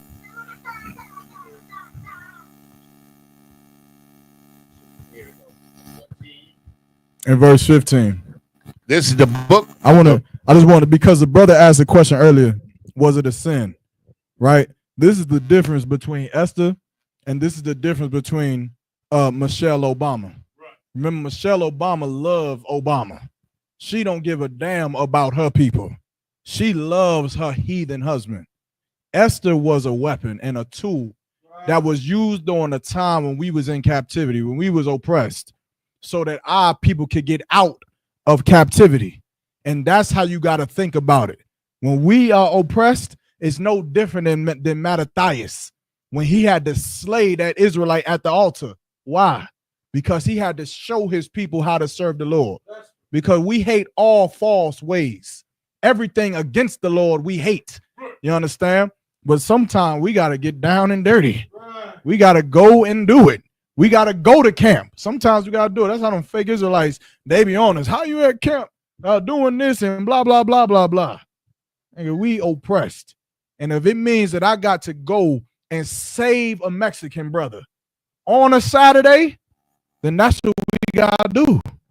That's what we going to do. You understand? No different than what Jacob's mother said. Is it Jacob's mother or who am I thinking about? Yeah, Jacob's mother. She said what? Let thy sin be upon me. You understand? Read what you got. Let's see what Esther had to say about it. Now, this is, and like I said, if I may, this whole chapter is a prayer. It's her prayer for her and her people. Yeah, I know. Verse. Sure. This is the book of Esther. The rest of Esther in the Apocrypha, 14 and 15. Thou knowest all things, O Lord. Mm-hmm. Thou knowest that I hate the glory of the unrighteous. She hate the glory of the unrighteous. She hated to see them heathens winning. She hated to see that kingdom flourishing. She absolutely hated it. You understand? Keep going. And abhor the bed of the And uncircumcised. she abhorred the bed of the uncircumcised. Who know what that means? What is she saying there? Come on, Maestro. She hated them heathens. She abhorred the bed of them uncircumcised. Meaning what? She having sex with that man, and every second of it was displeasing unto her. She hated it. She would have been rather just having sex with some old Joe Schmo down the block who sells weed. She would have just rather have done that. As long as he was an Israelite. She hated and abhorred the bed of heathens. That heathen king. Keep going. Mm-hmm. Verse 16. Thou knowest my necessity. But the Lord knew her necessity. The Lord knew what she was to be used for. Keep going. For I abhor the sign of my high estate. Meaning what? She was in that nursing building, and that white man was giving her that money, and she making 6 figures a year. But for her people's sake, who are starving, she abhorred that position. She hated it for her people's sake. You understand? Keep going. Which is upon my head in the days wherein I shew myself, and that I abhor it as a menstruous rag. She hated it like a blood clot. Blood clot. She hated it like that. It was disgusting to her. She didn't want it. I'm doing an accent on purpose in case I did not. This is terrible, right? But she hated it, man. Why? Because how can you enjoy these royalties when your people are scavenging for food? Right. How can you enjoy the glory that America gives you when there are brothers and sisters who are fighting for the lives of their daughters and sons and their lives on the border right now? I know your sons is right with you. Your daughters are with you. You see them every day. Your sons and your daughters are okay. But them Mexican sons, their daughters are not with them. There's stories on the border. I'll tell you this story real quick. There's a story of a Mexican man and his daughter, and they were getting separated because he was getting deported from America. His daughter was old enough to understand. And so he told his daughter one day before he got deported, he said, look up at the moon every night, the fullness of the moon. And every night that you look at that moon, know that we looking at the same thing, and that means we're not too far from each other. When I heard that broke my heart out. That broke my heart. So imagine having to tell your daughter that when you know in your mind you thousands of miles away from her. But to console her, you had the only thing you had to give her was the moon. That was it. So how can you pleasure in this kingdom? How can you do it? How can you enjoy the riches of this world, the wealth of this world, the royalties that America wants to give you? How can you stand for the national anthem? You can stand for the national anthem while America gets fat, while America gets rich, while we got stories like that circle our lives every day. I know our lives is fine, right? Our lives is okay because we have a car, we got a job, and whatever else we got, right? Every black person you got, I know we struggling, right? But imagine having to die because you being caught in illegal. Right. Struggling is so bad until your children have to die. Struggling is so bad until you never get to see your children again. Then struggling ain't that bad no more. The only way we fix this condition is by being selfless. And that is an instrument of destruction to our oppressor. Being selfless. Brotherhood and sisterhood, man. That's the only way we fix it. Brother, you have something? Give him a microphone. When you leave tonight, check out the moon. It looked like a blood moon I looked at it, I took a picture. It looked like a red light. You know what I'm saying? So Lord knows, those are the signs of the times. You Most time understand? crazy. Brother said there's a blood moon When out you go there. outside, it look dusty orange, kind of like the lion on the backdrop. Hey, look, I tell you what, blood moon or no blood moon, I pray for the day that the streets of America is bathing in blood of our oppressors, man. That's what I pray for.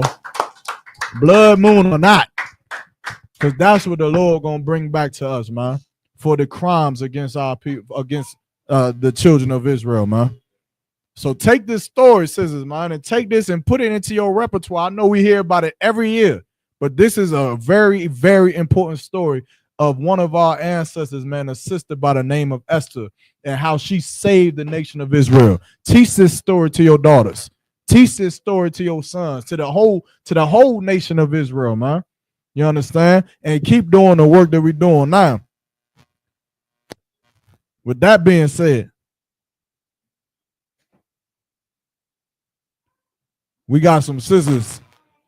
We got some scissors. Are we going to acknowledge? We got some scissors we're going to acknowledge, man. Brothers, if you could, I might you. Saw and turn her face to sisters. I want you brothers to stand for these sisters, man. The sisters in this room, the sisters online with us, and the sisters who won't be named that is across the world in the Israelite school of UPK. These sisters are your Esther. They are your instrument. You got to use these sisters because these sisters are willing to be used by you. They willing to be the instrument that is needed to be to save the children of Israel from our destruction, from our oppression. And these sisters, man, is coming to the truth, some longer than others. Some have done a lot of work, some done a little work. But nonetheless, these sisters have done work, put in work, and will put in more work, thus save the Most High. And I want to give a shout out to all of these sisters, man. Sister Kalaya Pa. Y'all can start clapping for these sisters, man. Sister Araba. Sister Yakara. Maya Panya. Kayana. Nora. Sister Brittany. Sister Naimia. Sister Yaparana. We got Sister Nasha. Nakwaya. Kaya. Yara'a. Kamawada. Awaya. Yeah, keep clapping. Yeah, keep clapping. It's a lot of sisters. Kum Yashala. It's a lot of sisters. Keep clapping. The Kwawama. Ashakawa. The Wa. Ainawa.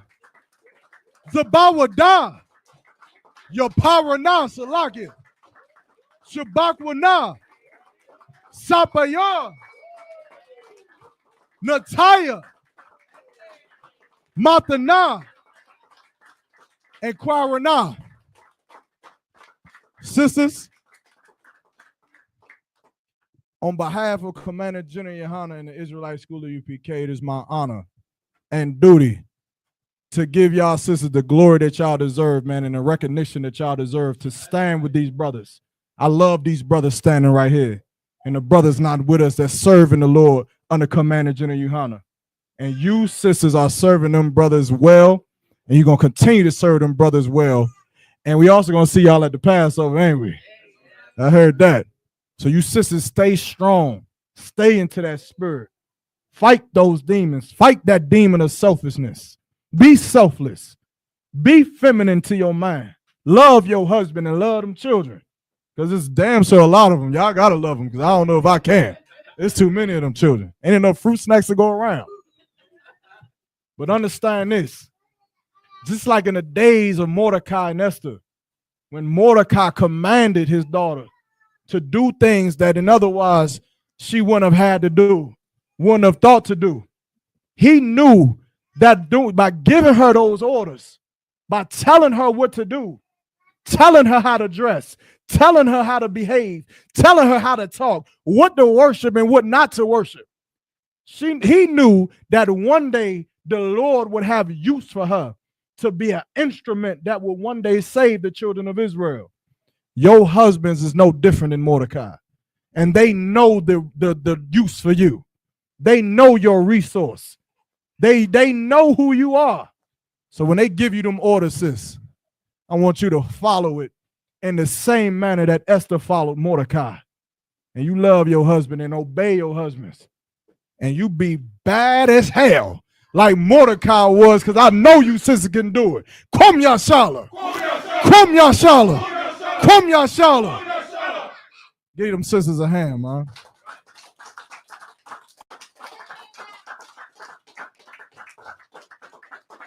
Men of Israel, Yashab, you could be seated.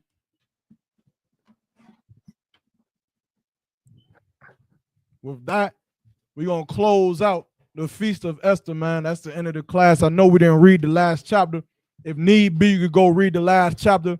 It ends it out on the last remarks of Esther and what she did. It's definitely heavy. Go read it. You understand?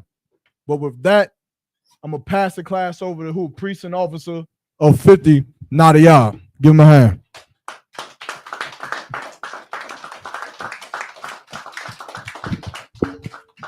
Give him another mic. Somebody give him a mic. Microphone.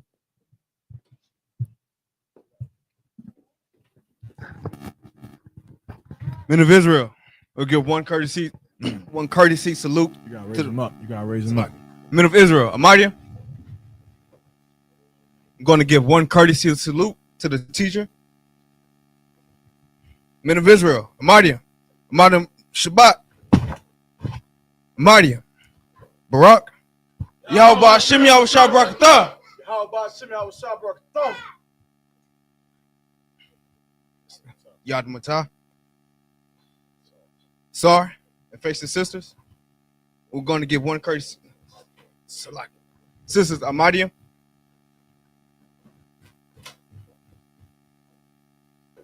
We're going to give one salute to the sisters. Men of Israel, Amadia. Amadia Shabbat. Amadia. Barak. Yahweh Shema Latah Bashim Yahweh Shah. Yad Matah. May be seated. Security announcements. We're at the ISUPK. Start out at 1 West 125th Street, Harlem, New York, under Commander Junior Johanna. New rules for brothers and sisters. When a new brother or sister comes into the school, they are off limits for 6 months. They are to be saluted only. They are here to shed themselves of the world. After 6 months, if a brother or a sister has an interest in a particular person, he or she must get permission from the head to speak to a brother or a sister. There is another 6 months in which the brother or sister will court each other. After this 6 month period, the brother or sister will get permission from the head to marry. Ties, which is a commandment. You can find this in the book of Numbers, chapter 18, verse 21, and the book of Malachi, chapter 3, verse 8 through 10. Means 10th in the Hebrew and pronounced ma'ashara. 10% of every penny or increase the Lord gives you, you give to the Treasury Department or teacher. Priest fund, free will offering for priests, not mandatory, whatsoever amount you would like to give. Upcoming Holy Convocation will be the Lord's 56th annual Passover, which will be held in Atlanta, Georgia. Remind Akim and Akwat The date. Passover will be held on April 12th in Atlanta, Georgia. And to pay your Passover fee, you go to isupk.com, click on tithes and donation, and you type in your $200 and you pay. Make sure that you put your a note that specifies for a Passover fee. $200 for every adult 17 and older. That's right. Remind Akim and Akwathium to check social media such as isupk.com, Facebook, Twitter, YouTube, or Salakia, and so on for ISUPK events and materials. If a brother wants to be a trooper in the school, then he is to start wearing all black, which includes black boots, shirt, pants, headband, or scarf. And with that, class is dismissed. Salakia. Now don't clip it. Before we clip the live, we got something to do, right? Before we clip the live, we got something to do. If y'all brothers could just bear with us.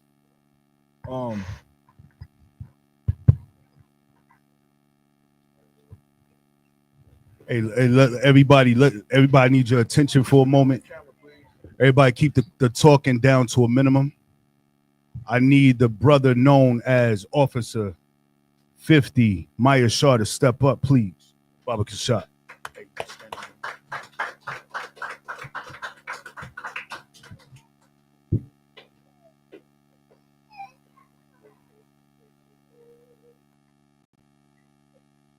Officer Maya Shaw came into the truth a few years back.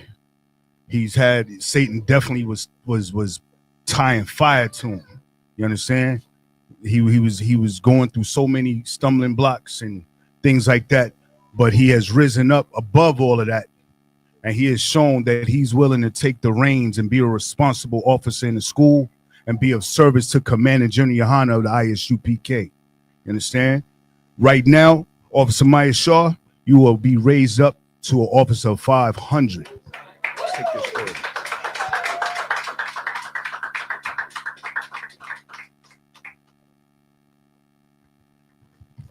All right, everybody quiet. We're gonna just do these prayers. Yabaraki Yahweh, Why Shamarka, Yah Yahweh, Panyawa, Al Yaka, Wayakunka, Yasa Yahweh, Panyawa, Al Yaka, Wayasumlaka, Shalom, Yahweh, Bahashim, Yahweh Shai, Barak, Rapah, Magun, Hagun, Mayasah,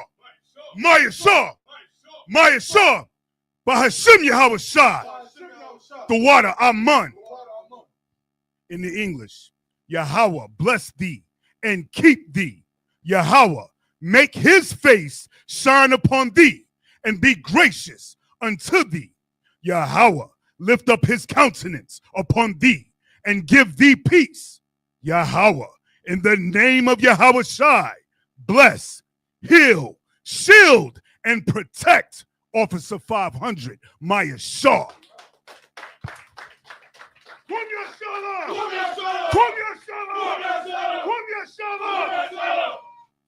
We're not done. Step to the side, soldier. Right here. Officer Yanazar, step up to the plate.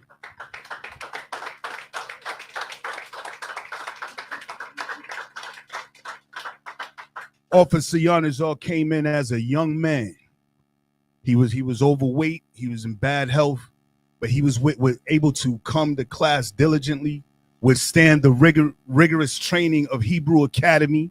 He never missed a camp day unless Satan or the Lord just wanted him to get rest and would make his vehicle collapse so he can catch a break. He's always willing to volunteer to assist. You know what I'm saying?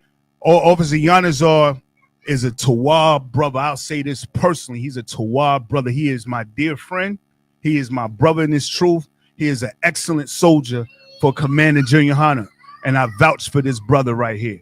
Officer Yanazar, you are now being raised up to an officer of 1,000.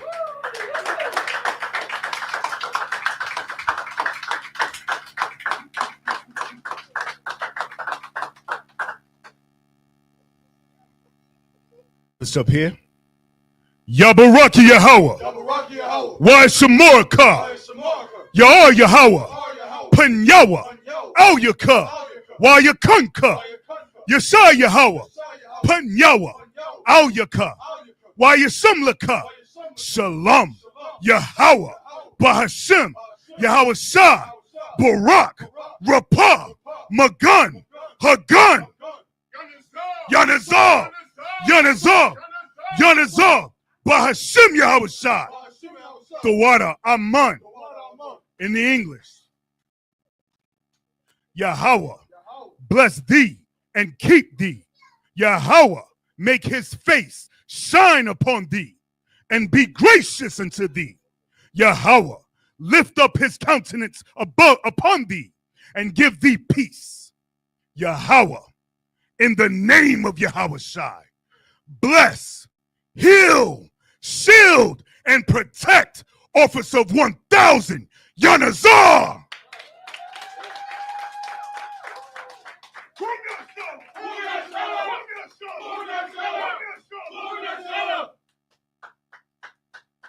Step to the side. Officer 500, Mahayar, front and center.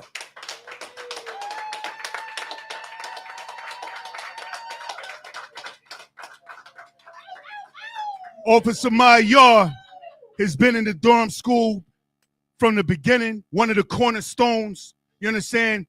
He's definitely a soldier. He came into this truth and he grasped onto the concept of brotherhood and understanding that our father, Captain Thought, that's it. That became his spiritual father in this truth. And he always looked up to Captain Thought, always wanted to weigh his actions against what Captain Thought teaches. You understand? He's always a reminder of, we weren't taught that, sir. Salaki, sir. I don't know if we should do that. Let me call Cap. That's all. This brother is one West to the death. One West to the death. Absolutely, absolutely. One West to the death. He comes in, he teaches his ribs, you know what I'm saying? He actually dedicated his time to coming into the school, cleaning it up, getting things organized. He has stepped up.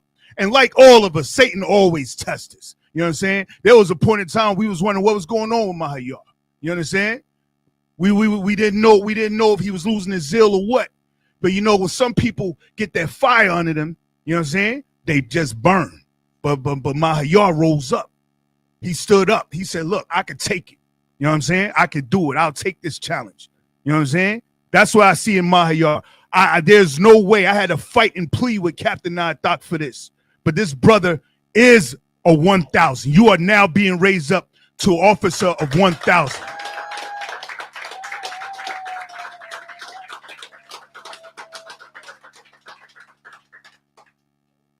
One thing from Officer 1,000, you're a mock. If I could. Now, this brother right here, man, a lot of y'all don't know if you didn't catch the history show on the CBP. But this brother is a brother I came into this truth with, man.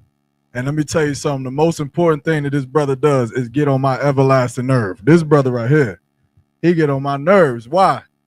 Because this brother doesn't change. He don't change. You know what I'm saying? This brother, he came into this truth and he found new fathers. And he followed those fathers. He followed them to a T, so much and so that his name means diligent, because that's what he is. And in finding new fathers, I found a brother in this brother right here, man. And I just want to say congratulations. I just want to make sure I said something, man. And with that, the anointing prayer up here. Yabaraki Yahawa, Waya Shamarka, Yahar Yahawa, Panyawa, Al Yaka, Waya Kanka, Yasa Yahawa, Panyawa, Al Yaka, Waya Sumlaka, Salam, Yahawa, Bahashem, Yawasa, Barak, Rapa, Magan, Hagan, Mahayar, Mahayar, Mahayar, Bahashem Yahawashai, the water Aman. In the English, Yahweh, bless thee and keep thee. Yahweh, make his face shine upon thee and be gracious unto thee. Yahweh, lift up his countenance upon thee and give thee peace. Yahweh, in the name of Yahawashai, bless, heal, shield, and protect Officer of 1,000, Mahayar.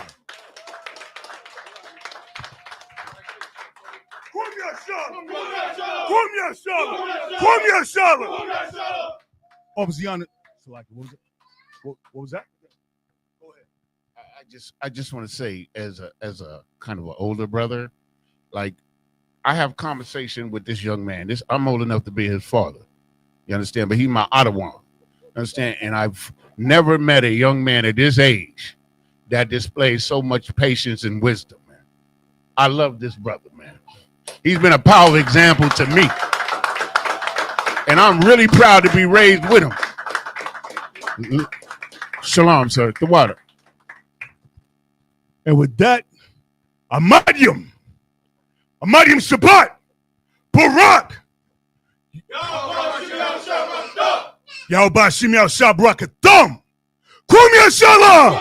Kum Yashallah. Kum Yashallah. Who's the power? Who's the power? Who do we fear? Who do we fear? Who's your king? Who's your king? What's your name? What? Yajimata, dismiss.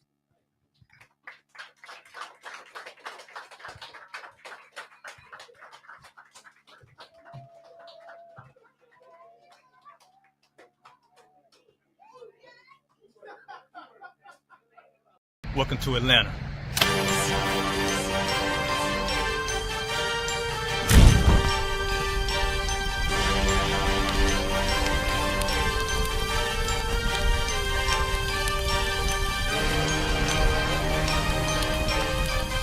Christ, this Officer 5000, Jeremiah, the camp leader of Atlanta. Passover 2025, starting April the 9th, we got the lamb slaughter. April the 10th, we got General Muhammad's flag. April the 11th, we got the black party that's gonna have the Hebrew graduation. April the 12th, in Atlanta, Georgia, the 56th annual Passover, the only Passover under Commander Junior Hunter. Our great and holy King has honored us for turning our lives from the darkness to the light, man. There's no greater gift you can receive than to wake up to the truth and then commit your life to saving your brothers, man. Looking in their eyes and seeing their faces and seeing what they've suffered and what they've gone through and seeing the end of it, man. It is a guaranteed seat in the kingdom of heaven, man. So in the name of our King Yahushua, we dedicate us another Passover of brothers and sisters' lives being saved. April the 13th, we got the Feast of Unleavened Bread.